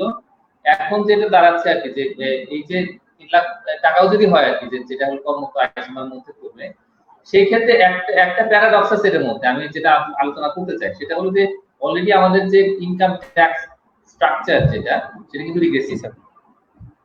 এখন এই রিগ্রেসিভের মধ্যে আমরা যদি এই 3 লক্ষ টাকার মধ্যে করি, তাহলে এটা সুবিধা কিন্তু সবাই পাবে। এটা শুধুমাত্র যে নিম্ন আয় শ্রেণীর মানুষ তারা পাবে এরকম না। আসলে স্ট্রাকচারটা এমন যে আমরা যে সুবিধা দিই নিচ থেকে, সেটা সেই সুবিধাটা কিন্তু সবাই, মানে যাদের 1000 কোটি টাকা আছে তারাও কিন্তু একই সুবিধা পাবে। তো এই ক্ষেত্রে আসলে আমাদের যে সমতা, মানে আমাদের যে ইনইকুয়ালিটি যেটা আসলে ডিপেন্ড হয়েছে গত কয়েক মাসে আমাদের সমাজে, সেটা এই জায়গা থেকে আসলে বেরিয়ে আসার ক্ষেত্রে সহায়তা করবে কিনা, সেটা একটা বড় বিষয়। তবে নিশ্চিতভাবে আসলে এটা যদি এই ব্যবস্থা যদি করা হয়, মানে কর্মরত আয় সীমা যদি বাড়ানো হয়, তাহলে কিন্তু আসলে এটা আমাদের একটা কাজে লাগবে। আর যেটা আমি যেটা বলতে চাই যে এই মুহূর্তে যেহেতু মানুষের ক্যাপাসিটি কমে গেছে, সুতরাং অন্তত মিডিয়াম টার্মের জন্য যদি সম্ভব হয় আর কি, যে স্বাস্থ্য বাজেটকে মানে সুযোগ আছে, মানে কালকে বাজেটটা সংসদে উপস্থাপন হবে, তারপরে আর চেঞ্জ করা যাবে না, বিষয়টা কিন্তু এরকম নয়। বিষয়টা হচ্ছে যে এরপরে যে প্রায় 2.5 সপ্তাহ সময় থাকবে সংসদে আলোচনা হয়ে, তখন কিন্তু রিফর্মের যথেষ্ট সুযোগ আছে। যদি এখানে মানে হাউস থেকে যদি কথা আসে যে না, এই স্বাস্থ্য, কৃষি বা এই ধরনের যে খাতগুলো আছে, সেই খাতগুলোর জন্য নতুন ধরনের প্রায়োরিটি দরকার আছে, তাহলে সেটা কিন্তু হাউস থেকে এসেও মাননীয় প্রধানমন্ত্রী যে তার যে একটা সুবিধা আছে আর কি, যে উনি যদি কোনো একটা প্রস্তাব তোলেন, তাহলে সেই ক্ষেত্রে ওইটা কিন্তু চেঞ্জ হয়। এবং এর প্রেসিডেন্স কিন্তু আগে বাজেট তো আছে। তো এই বিষয়গুলো নিয়ে আসা যায় সামনে, তাহলে সেই ক্ষেত্রে নিশ্চয়ই সম্ভব। মানে স্বাস্থ্য এবং শিক্ষায় স্বাস্থ্য এবং কৃষি খাত, সেই কৃষি খাতের যে মানে এই গতানুগতিক ধারা থেকে বের হয়ে আসেন এখনো সুযোগ আছে, এবং এটা আগামী কয়েক সপ্তাহের মধ্যে, মানে 2-2.5 সপ্তাহের মধ্যে কিন্তু এই পার্লামেন্টে এটা অবশ্যই সম্ভব। জি স্যার, ধন্যবাদ স্যার আপনার মূল্যবান বক্তব্য রাখার জন্য। আমরা আলোচনার একদম শেষ পর্যায়ে চলে এসেছি। আমরা একে একে সবার সংক্ষিপ্ত বক্তব্য দিয়ে আমাদের আলোচনা শেষ করব। আমি প্রথমেই চলে যেতে চাই নাহিদ ভাইয়ের কাছে। আপনার আগামীকাল আমাদের বাজেট পেশ করা হচ্ছে, প্রস্তাবিত বাজেট। তো সে সম্পর্কে আপনি আপনার সংক্ষিপ্ত আকারে আপনার বক্তব্য শেষ করুন প্রত্যাশা রেখে।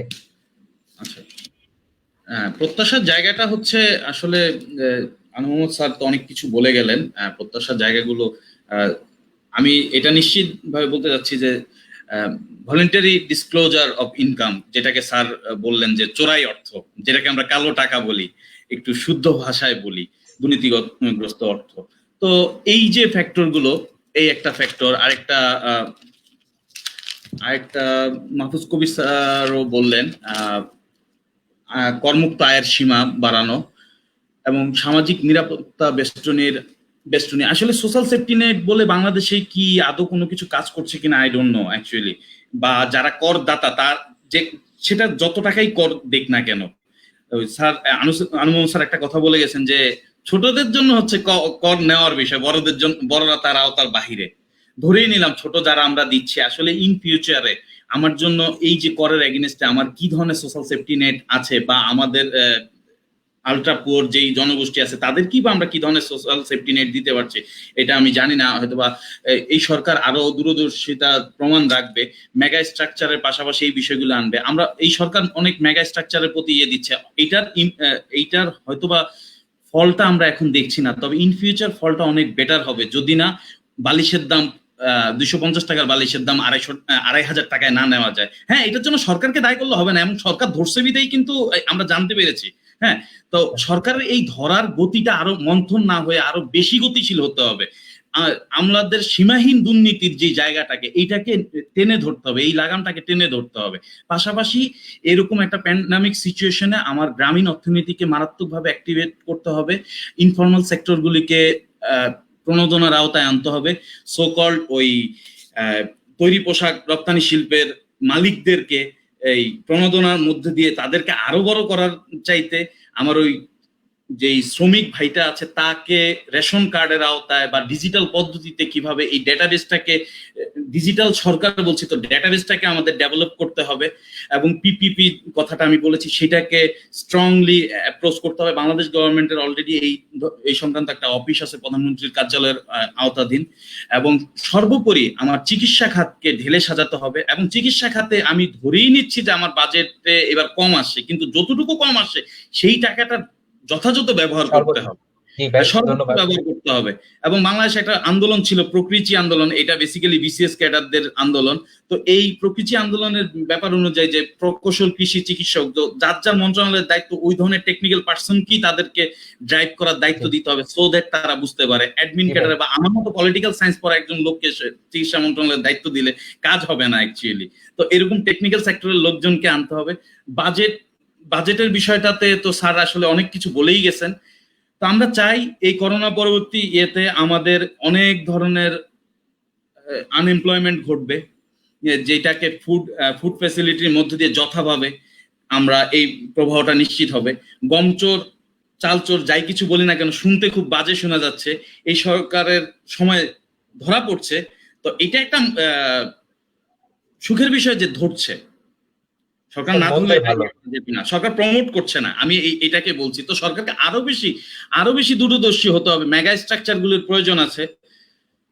আমি আর কথা বাড়াতে চাচ্ছি না, ধন্যবাদ সকলকে। থ্যাংক ইউ, অনেক ধন্যবাদ ভাইকে তার মূল্যবান বক্তব্য রাখার জন্য। এরপর আমি চলে যেতে চাই রেজাউল হক কৌশিক ভাই কাছে। ভাই শুনতে পাচ্ছেন আপনি? হ্যাঁ, আমি শুনতে পাচ্ছি। ভাই শুনতে পাচ্ছেন? ভাই আপনি একদম সংক্ষিপ্ত আকারে আপনি শুনতে পাচ্ছি। আমরা শেষ পর্যায়ে চলে এসেছি। আপনি আপনার শেষ মন্তব্য করুন আমাদের এই বিষয় সম্পর্কে। আমার আগের বক্তার কথা থেকে আমি কথা শুরু করতে চাই যে সরকার যে এই সময় যেসব দুর্নীতি হচ্ছে সেগুলো ধরছে। আমি নিজে সাংবাদিকতা করি এবং পরবর্তীতে যারা এইসব বিষয়গুলোকে উদ্ঘাটন করছে বা যারা প্রথম লিখছে তাদের যে কি ধরনের হ্যারাসমেন্টের শিকার হতে হচ্ছে সেটা হয়তো আমার বন্ধু জানে না, এজন্য হয়তো বললো। কিন্তু এটা মূলত সরকার কিন্তু উদ্ঘাটন করেন, এটা করছে কিন্তু কোনো সাংবাদিক, কোনো পত্রিকাতে লেখা হয়েছে, তারপরেই কিন্তু এটা সবার সামনে এসেছে যে বালিশের দাম কত, একটা ঢেউ টিনের দাম কত, মানে এরকম যত কিছুই আছে। তো সবকিছু আসলে সাংবাদিকতার মাধ্যমেই অনেক কিছু আসছে, যদিও এখন সাংবাদিকতার ক্ষেত্রটা অনেক সংকুচিত হয়ে আসছে, কিন্তু তারপরেও কিন্তু কাজ করছে। এবং আনুসের যেটা বলছিলেন যে এখন কিন্তু যে বরাদ্দ যাই হোক কিন্তু দুর্নীতি থামাইতে হবে। তো দুর্নীতি এখন, আগে যেভাবে দুর্নীতি হতো এখন কিন্তু দুর্নীতির ধরন কিন্তু পাল্টেছে। দুর্নীতির সেটা ধরনটা এখন এমন যেমন কোন প্রজেক্ট ভিত্তিক কিন্তু দুর্নীতিগুলো হচ্ছে, যে ওই প্রজেক্টের যারা সংশ্লিষ্ট সবাই একটা যোগসাজশের মাধ্যমে কিন্তু সেই দুর্নীতিটা করছে, যার কারণে ওটা বাইরে আসার সুযোগ অনেক ক্ষেত্রে কম। অনেক ইনফরমেশন যে সরকারের বিভিন্ন নিরাপত্তার খাতিরে বা অনেক অনেক কিছু অনেক কথাই বলা হয় এজন্য, যে সেই সব কারণ দেখিয়ে এগুলো কিন্তু প্রকাশ করা হয় না। যখনই এটা সাংবাদিকরা কোনো পত্রিকায় বা টেলিভিশনে প্রকাশ করেন, তখনই তাকে বিভিন্ন রকম হ্যারাসমেন্টের শিকার হয়। ওই সময় শিকার না হইলেও কিন্তু পরবর্তীতে শিকার হতে হয়। এবং এটাই হচ্ছে যে প্রজেক্ট ভিত্তিক। এখন আমার কাছে যেটা মনে হয়, যারা ডিপিপিটা লেখে তাদের এটা অনেক বেশি সচেতন হতে হবে, এবং যাদের হাত দিয়ে এটা যায় তাদেরকেও শাস্তির আওতায় আনতে হবে। যেমন 1 লিটার দুধের দাম আমরা জানি যে 60 টাকা বা 80 টাকা। হ্যাঁ, ঠিক আছে, এটা গভর্নমেন্টের অনেক প্রসিডিউর মেনটেন করে হয়তো কিনতে হয়। 100 টাকা হতে পারে, 120 টাকা হতে পারে, কিন্তু 10,000 টাকা তো হতে পারে না। তো যে লিখছে, যার কাছ থেকে এটা যাচ্ছে, সবাই কিন্তু এটা মানে একবার দেখলেই কিন্তু চোখে পড়বে যে এটা আসলে মানে সঠিক হচ্ছে না। এটা একটা ব্যাপক গোজামিল দেওয়া হয়েছে। কিন্তু এভাবে কিন্তু বড় বড় প্রজেক্ট, যত প্রজেক্ট আসছে সব প্রজেক্টের মাধ্যমেই কিন্তু এরকম শুরু হয়ে গেছে। তো এটাকে রুখতে হবে। তাহলে যেই বরাদ্দ দেওয়া হবে সেই বরাদ্দটা কাজে লাগবে আসলে বাজেটের।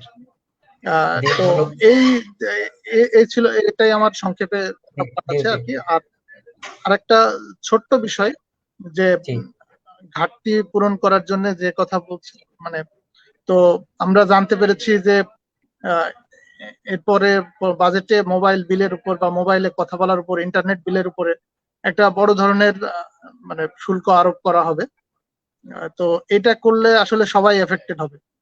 তো মাহফুজ ভাই যেটা বলছিলেন যে আসলে আমাদের প্রবৃদ্ধি 0% হলো না মাইনাস হলো, সেটা দেখার বিষয় যে এখন যারা মানুষ বিপদে আছে সেই বিপদ থেকে রক্ষা করাটাই কে প্রাধান্য দিতে হবে, এবং সেইভাবে কাজ করতে হবে।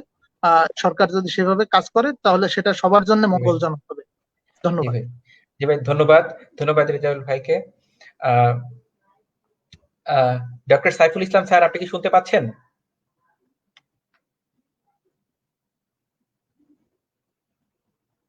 ডক্টর সাইফুল ইসলাম স্যার, আপনি কি শুনতে পাচ্ছেন? হ্যাঁ, প্রান্ত সাহা বলেন। স্যার, আপনি আপনার বক্তব্য বলেন প্লিজ। বাজেট সম্পর্কে, আমাদের আশা এবং কালকেই বাজেট প্রস্তাবিত হচ্ছে, বাজেট সম্পর্কে আপনি আপনার শেষ মন্তব্য দিয়ে আমরা অনুষ্ঠানের শেষ পর্যায়ে আপনার শেষ মন্তব্য আশা করছি খুব সংক্ষেপে।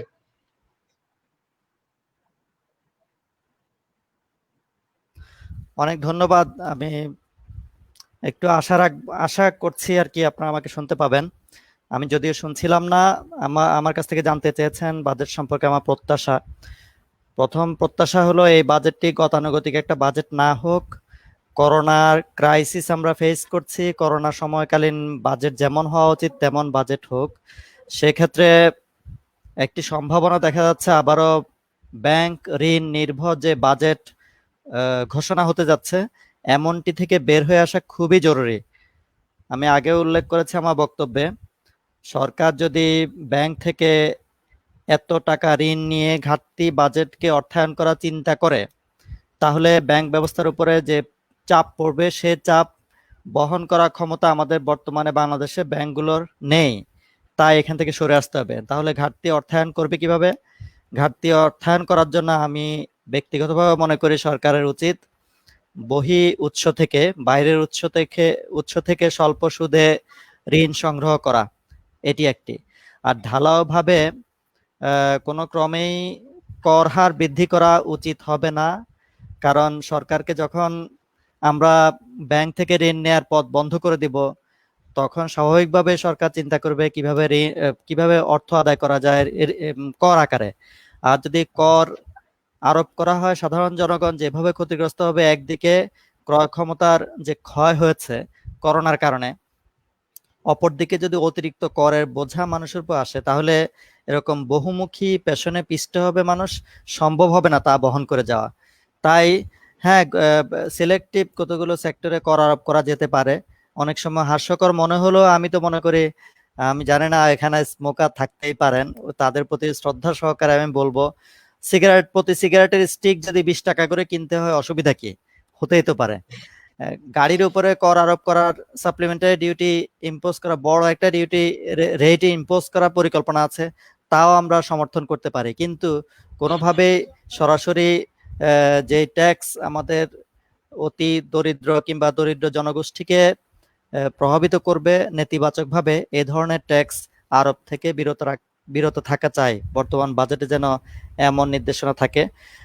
যদি এসব না থাকে তাহলে ভবিষ্যতে এমন একটি সামাজিক বিশৃঙ্খলা সৃষ্টি হতে পারে, যেটা কারণে বর্তমানে স্বাস্থ্য খাত যেমন করে ঝুঁকির মুখে পড়েছে, তেমনি করে অর্থনীতি এবং সামাজিক এবং অর্থনৈতিক বিশৃঙ্খলা এমন একটি পর্যায়ে গিয়ে পৌঁছাবে যা কিনা ঠেকানো অসম্ভব হয়ে পড়বে। তাই অবশ্যই আমাদেরকে অত্যন্ত সতর্কতার সাথে বাজেট প্রণয়ন এবং তা বাস্তবায়নের মনোযোগ দিতে হবে।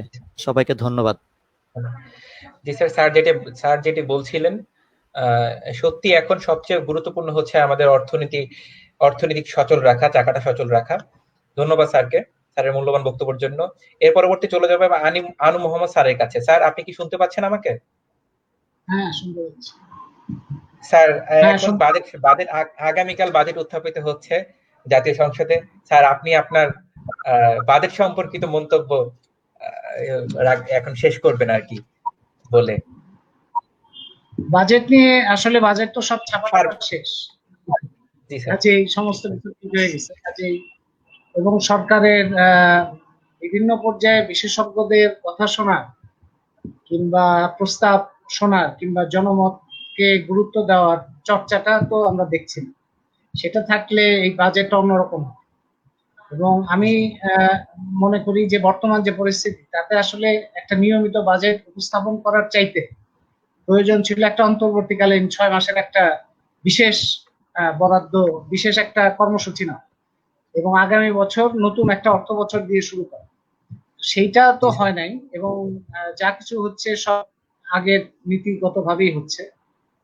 সরকার সেটা শুনবে কি না শুনবে তার চাইতে বড় কথা হচ্ছে কি আসলে হওয়া উচিত ছিল, এবং এই ব্যাপারে জনমত তৈরি হওয়া দরকার। এবং যা হওয়া উচিত এখন বর্তমান পরিস্থিতিতে সেটা হচ্ছে যে সমস্ত প্রকল্প বা যে সমস্ত উন্নয়ন ধারা মানুষের জীবনকে বিপন্ন করে বা স্বাস্থ্য ঝুঁকি তৈরি করে কিংবা পরিবেশ নষ্ট করে, সেই সমস্ত প্রকল্পে অর্থ বরাদ্দটাকে খুবই ক্ষতিকর হিসেবে আমি বিবেচনা করি। এবং সেই অর্থ বরাদ্দটা হচ্ছে জনবিরোধী একটা তত্ত্ব। এই অর্থ বরাদ্দ বন্ধ করা উচিত। অর্থ বরাদ্দটা নতুন ভাবে একটা নীতিগত পরিবর্তন আসা উচিত, যে বাংলাদেশের স্বাস্থ্য সেবা আর মুনাফা কেন্দ্রিক, ব্যবসা কেন্দ্রিক হবে না, এটা রাষ্ট্রের একটা দায়িত্বের অংশ হবে। এবং সেটাই পৃথিবীর বহু দেশ এই পর্যায়ে গেছে যে স্বাস্থ্য সেবাটাকে তারা ব্যবসা বাণিজ্যের মধ্যে রাখছেন। আমরা ইউরোপ তো আছেই, ইউরোপের একটা যে সমস্ত দেশে পুঁজিবাদী ব্যবস্থা, সেই সমস্ত দেশও একটা স্বাস্থ্য সেবাকে তারা একটা পাবলিক হেলথ কেয়ার সিস্টেমটাকে শক্তিশালী করার, যারা এখান থেকে পিছিয়ে এসেছিল যেমন ইউকে কিংবা ইউরোপের কোন কোন দেশ, যারা যখন বাজেট কাট করা শুরু করলো নিউ লিবারেল বিভিন্ন কর্মসূচির অংশ হিসেবে, তারাই কিন্তু এই বর্তমান সময়ে করোনা কালে বেশি বিপর্যস্ত হয়েছে। মার্কিন যুক্তরাষ্ট্র সার্বজনীন স্বাস্থ্য সেবা ব্যবস্থা ঠিক মতো দাঁড় করায় নাই বলে, যেটা নিয়ে বার্নি স্যান্ডার্স অনেক কথা বলেছেন, সেই কারণেই মার্কিন যুক্তরাষ্ট্র কিন্তু এত বিপর্যয়ের মধ্যে পড়ল। কিন্তু অন্যদিকে আমরা শ্রীলঙ্কার মতো দেশ, ভিয়েতনামের মতো দেশ, কিউবার মতো দেশ, নিউজিল্যান্ডের মতো দেশ, সেই সমস্ত দেশ কিন্তু তুলনামূলকভাবে অনেক ভালো করেছে। তো সেই সার্বজনীন স্বাস্থ্য সেবা ব্যবস্থা প্রতিষ্ঠা করা একটা নীতিগত সিদ্ধান্তের ব্যাপার। এই নীতিগত সিদ্ধান্তের অংশ হিসেবে এই বছরের বাজেটটা শুরু করতে পারতো কাজ। আরেকটা হচ্ছে খাদ্য নিরাপত্তা, যেটা আমি মনে করি যে পূর্ণ রেশনিং ব্যবস্থাটা আবার চালু হওয়া দরকার। বাংলাদেশে দারিদ্র্যের যে অবস্থা, অনাহারের যে অবস্থা, কর্মহীনতার যে অবস্থা, সেখানে যদি পূর্ণ রেশনিং এখন চালু না হয়, তাহলে বাংলাদেশে মানুষ না খেয়ে মারা যাবে। এখন একটা দেশ যদি না খেয়ে মানুষ মারা যায়, বিনা চিকিৎসায় মানুষ মারা যায়, সেখানে জিডিপি গ্রোথ হলো 8%, 9%, জিডিপি বাড়তে থাকলো, এটা কোনো উন্নয়নের চেহারা হলো? এটাকে তো আমরা উন্নয়ন হিসেবে কোনোভাবে গ্রহণ করতে পারি। মানুষ সুস্থ থাকবে, মানুষ শিক্ষিত হবে, মানুষ নিরাপদে থাকবে, মানুষ বিশুদ্ধ বাতাস নেবে শ্বাসের সাথে, এবং তার জীবনের একটা নিরাপত্তা থাকবে। এবং এই কাজটা করতে গেলে আমাদের মিডিয়া, যেটা কৌশিক বলছিলেন, যে মিডিয়ার যদি একটা স্বাধীনতা না থাকে, সে যদি দুর্নীতির জায়গাটাকে পরিষ্কার করতে না পারে, তথ্য অধিকার যদি না থাকে, সোশ্যাল মিডিয়ায় যদি ডিজিটাল নিরাপত্তা আইন করে মানুষের উপরে চড়াও হওয়ার একটা প্রক্রিয়া থাকে, তাহলে তো এই ট্রান্সপারেন্সিটাও থাকবে না, স্বচ্ছতাও থাকবে। স্বচ্ছতা না থাকলে আলোচনা কিভাবে হবে, বাজেটের ত্রুটি কিংবা বরাদ্দের, জনগণের বরাদ্দের টাকা যে বিভিন্নভাবে বিভিন্ন জনের বিভিন্ন দেশের মধ্যে কিংবা দেশের বাইরে পাচার হচ্ছে কিংবা লুটপাট হচ্ছে, সেটা মানুষ যদি না জানতে পারে, এটা তো মানুষের টাকা, জনগণের টাকা, এটা তো কোনো সরকারের টাকা, সরকারের টাকা বলতে কোনো টাকা নেই, সবই তো জনগণের টাকা। তো জনগণের টাকা কিভাবে ব্যয় হবে সেটা তো জনগণের মতটাই থাকতে হবে, সেই পরিস্থিতিটা তৈরি করা দরকার। এবং সেটা সরকার কতটা শুনবে কথা, সেটা নিয়ে আমার যথেষ্ট সন্দেহ আছে। কিন্তু সমাজের মধ্যে এটার একটা জনমত যদি তৈরি হয়, শক্তিশালী জনমত যদি তৈরি হয়, তাহলে একসময় নিশ্চয়ই এটার পরিবর্তন, সেটাই আমি প্রত্যাশা করি। স্যার ধন্যবাদ। ধন্যবাদ। ধন্যবাদ স্যার আপনার মূল্যবান বক্তব্য রাখার জন্য। সত্যি স্যার যেটা বলছিলেন যে গতানুগতিক বাজেটের থেকে সরে আসার আহ্বান জানিয়েছেন, যদিও বা স্যার বলেছেন বাজেট অলরেডি ছাপা হয়ে গেছে। তো আমরা আশা রাখতেই পারি স্যার। তো পরবর্তীতে আমরা সর্বশেষ আসতে চাই হচ্ছে ডাক্তার মাহফুজ কবির স্যারের কাছে। স্যার, বাজেট সম্পর্কিত আপনার প্রত্যাশা, আপনাকে দিয়ে আমরা শেষ করছি আমাদের আলোচনা। আপনি আপনার প্রত্যাশা স্যার রাখুন। ধন্যবাদ। আমার মনে হয় কি যে চারটা বিষয়ের দিকে একটু নজর দেওয়া উচিত। এক হলো যে আসলে স্বাস্থ্য খাত এটা এটা এই বাজেটটাকে একটু নতুন করে চিন্তা করা আর কি, যে বাজেট ছাপা হয়ে গেছে ঠিক আছে, কিন্তু তারপরে সুযোগ আছে 2-2.5 সপ্তাহ আমাদের হাউসে মানে পার্লামেন্টে প্লেস করার পরই এই আলোচনার মাধ্যমে মাননীয় প্রধানমন্ত্রী হস্তক্ষেপে এটা খুব সহজেই এটা প্রায়োরিটিটাকে নতুন ভাবে তৈরি করা সম্ভব। এটা একটা বিষয়। আরেকটা বিষয় হচ্ছে কৃষি এবং তার সংশ্লিষ্ট যে খাতগুলো আছে, যেগুলোর সঙ্গে খাদ্য নিরাপত্তার বিষয়টা সংশ্লিষ্ট, এবং তার সঙ্গে খাদ্য নীতিটাকে অ্যাড করা। তার কারণ আমাদের এই মুহূর্তে যে খাদ্য নীতিটা আছে সেটা আসলে ঠিক এই প্রবলেমটাকে অ্যাড্রেস করতে আমাদের মনে হয় না যথেষ্ট। তো এই দুটোকে একটু একসঙ্গে করে আর কি, যে আমাদের একটা নতুন করে প্রায়োরিটি ঠিক করা, এটা একটা সেখানে যে ফুড প্রকিউরমেন্টের যে বিষয়টা সেটাকে ঠিক করা, এবং সেটা আসলে ডিস্ট্রিবিউশনটা কিরকম করে হবে আর কি, যে একদম গরিব মানুষ যাতে না খেয়ে এই মুহূর্তে এতদিন পর্যন্ত ঠিক ছিল, কিন্তু এর পরবর্তী সময় আসলে কি অবস্থাটা দাঁড়াবে যদি এটা প্রলং করে এই বিষয়টা। এবং তার সঙ্গে যেহেতু এই যে এমপ্লয়মেন্টের যে প্রবলেমটা আছে আর কি, যে বড় রকমের যে কর্মহীনতা তৈরি হবে, এটার উপরে এটা কিন্তু একটা সমাজে একটা বড় রকমের সমস্যা তৈরি করতে পারে। তো এই বিষয়টাকে আসলে চিন্তা করে রাখা, যে আমাদের ঠিক এই মুহূর্তে আসলে আগামী 6 মাস বা 1 বছরের জন্য আমাদের এমপ্লয়মেন্ট পলিসিটা কিরকম হবে গভর্নমেন্টের, তো সেটাকে একটু ঠিক করা এবং সেই অনুযায়ী বাজেটের বরাদ্দ তৈরি করা। আর একটা বিষয় হচ্ছে যে আমাদের এই যে এনবিআর এর একটা বড় চ্যালেঞ্জ আছে সামনে, তো আগামী অর্থ বছরের জন্য সেটাকে আসলে কিভাবে আমরা অ্যাড্রেস করব, সেখানে নিশ্চয়ই কোনো এমন একটা মেকানিজম তৈরি করতে হবে যাতে করে এই যে ব্যাংকের উপরে যে অতি নির্ভরশীলতা, সেটা কিন্তু আসলে একটা বড় রকমের প্রেশার তৈরি করতে পারে বাজারের উপরে, একটা বিশৃঙ্খলা তৈরি করতে পারে আমাদের যে ফাইন্যান্সিয়াল সেক্টরে। তো সেই জায়গার বাইরে গিয়ে গভর্নমেন্ট অন্য কোন ধরনের কোন ফাইন্যান্সিয়াল ইনস্ট্রুমেন্ট তৈরি করতে পারে কিনা, বিশেষ করে আমাদের যে জাতীয় সঞ্চয় যে অধিদপ্তর, তার বাইরে অন্য কোন ধরনের বন্ড ছেড়ে সাধারণ মানুষের মানে বিশেষ করে যে অন্য ধরনের একটা মেকানিজম তৈরি করে সেখান থেকে অর্থায়নের কোনো ব্যবস্থা তৈরি করা যায় কিনা। তার কারণ সারা পৃথিবী জুড়েই যে একটা সংকট আর কি, অর্থনৈতিক সংকট, সেখানে কিন্তু আসলে আইএমএফ বা ওয়ার্ল্ড ব্যাংক আমাদেরকে আসলে ওইরকম অর্থ দিতে পারবে না। তার কারণ ইতিমধ্যে সেটা প্রমাণিত হয়ে গেছে যে তারা হয়তো কয়েক হাজার কোটি টাকা মাত্র দিয়েছে, অথচ আমাদের কয়েক লক্ষ কোটি টাকা দরকার। তো এই জায়গায় আসলে বৈদেশিক সাহায্য আমরা তেমন কিছু পাবো না বলে আমার ধারণা। এই কারণে দেশের ভিতর থেকেই অর্থায়নের বিকল্প কোনো সুযোগ তৈরি করা যায় কিনা সেটার কথা একটু চিন্তা করতে হবে। আর ঘাটতির কথা চিন্তা করলে আসলে এখন হবে না, জিডিপির কথা, জিডিপি গ্রোথের কথা চিন্তা করলে হবে না। আমাদের মানুষদেরকে একটা মানে তারা যাতে একটা ভীতির মধ্যে না থাকে, তারা যাতে মানে কোনো অসুবিধার মধ্যে না থাকেন এই সময়ে, সেই ব্যবস্থাটা নিশ্চিত করাটাই আসলে এই মুহূর্তে বাজেটের সবচেয়ে বড় দায়িত্ব। আর একটা জিনিস যেটা আমি বলবো, যে ড্যামেজটাকে মিনিমাইজ করা, মানে আমাদের এই দেশের নাগরিকদের, এই দেশের মানুষের জন্য ক্ষতিটা সবচাইতে কম হয়। তো সেইটার জন্য আসলে আমাদের পুরো আমাদের যা কিছু সম্ভব আছে আমাদের ন্যাশনাল প্রায়োরিটি সেটাকে ঠিক করতে হবে। এই বিষয়গুলো কিন্তু মাথায় রাখা মনে হয় যে আগামী অর্থ বছরের যে বাজেট, সেই বাজেটটা মোটামুটি আর কি, যে আমরা একটা মোটামুটি রিজনেবল বাজেট হবে বলে আমার কাছে মনে হয়। জি স্যার, ধন্যবাদ ডক্টর মাহফুজ স্যারকে তার মূল্যবান বক্তব্য রাখার জন্য। স্যার বলেছেন যে ব্যাংকের প্রতি অতিরিক্ত নির্ভরশীলতা ভয়াবহ আকার ধারণ করতে পারে। সত্যি আমাদের বাজেটে তা ভয়াবহ আকার ধারণ করতে পারে। তিনি বলেছেন যে বাজেট বাস্তবমুখী করতে সেটা সংসদে উত্থাপিত হলেই যে সেটা কার্যকর হবে তা না, সংসদের সুযোগ আছে। যেটা আনু মোহাম্মদ স্যার বললেন যে ছাপা হয়ে গেছেন, তার কবির স্যার বললেন যে এটা সম্ভব সাংসদদের দ্বারা। আমরা সেই প্রত্যাশায় রাখবো একটা ভালো এবং জনকল্যাণমুখী যাতে একটি বাজেট আমরা পেতে পারি। আমার সাথে এতক্ষণ আপনারা যে যুক্ত ছিলেন তার জন্য অসংখ্য ধন্যবাদ। হয়তোবা আবার কোনো অনুষ্ঠানে দেখা হবে। ধন্যবাদ স্যার আপনাদের সবাইকে।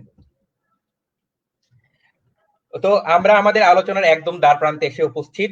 আমাদের সকল জল্পনা এবং কল্পনার হয়তো উত্তর মিলবে আগামীকাল জাতীয় সংসদে। হয়তোবা আমাদের জাতির অর্থনৈতিক পুনরুদ্ধারের সনদ হিসাবে লিপিবদ্ধ থাকবে ইতিহাসের পাতায় এই 49তম বাজেটটি।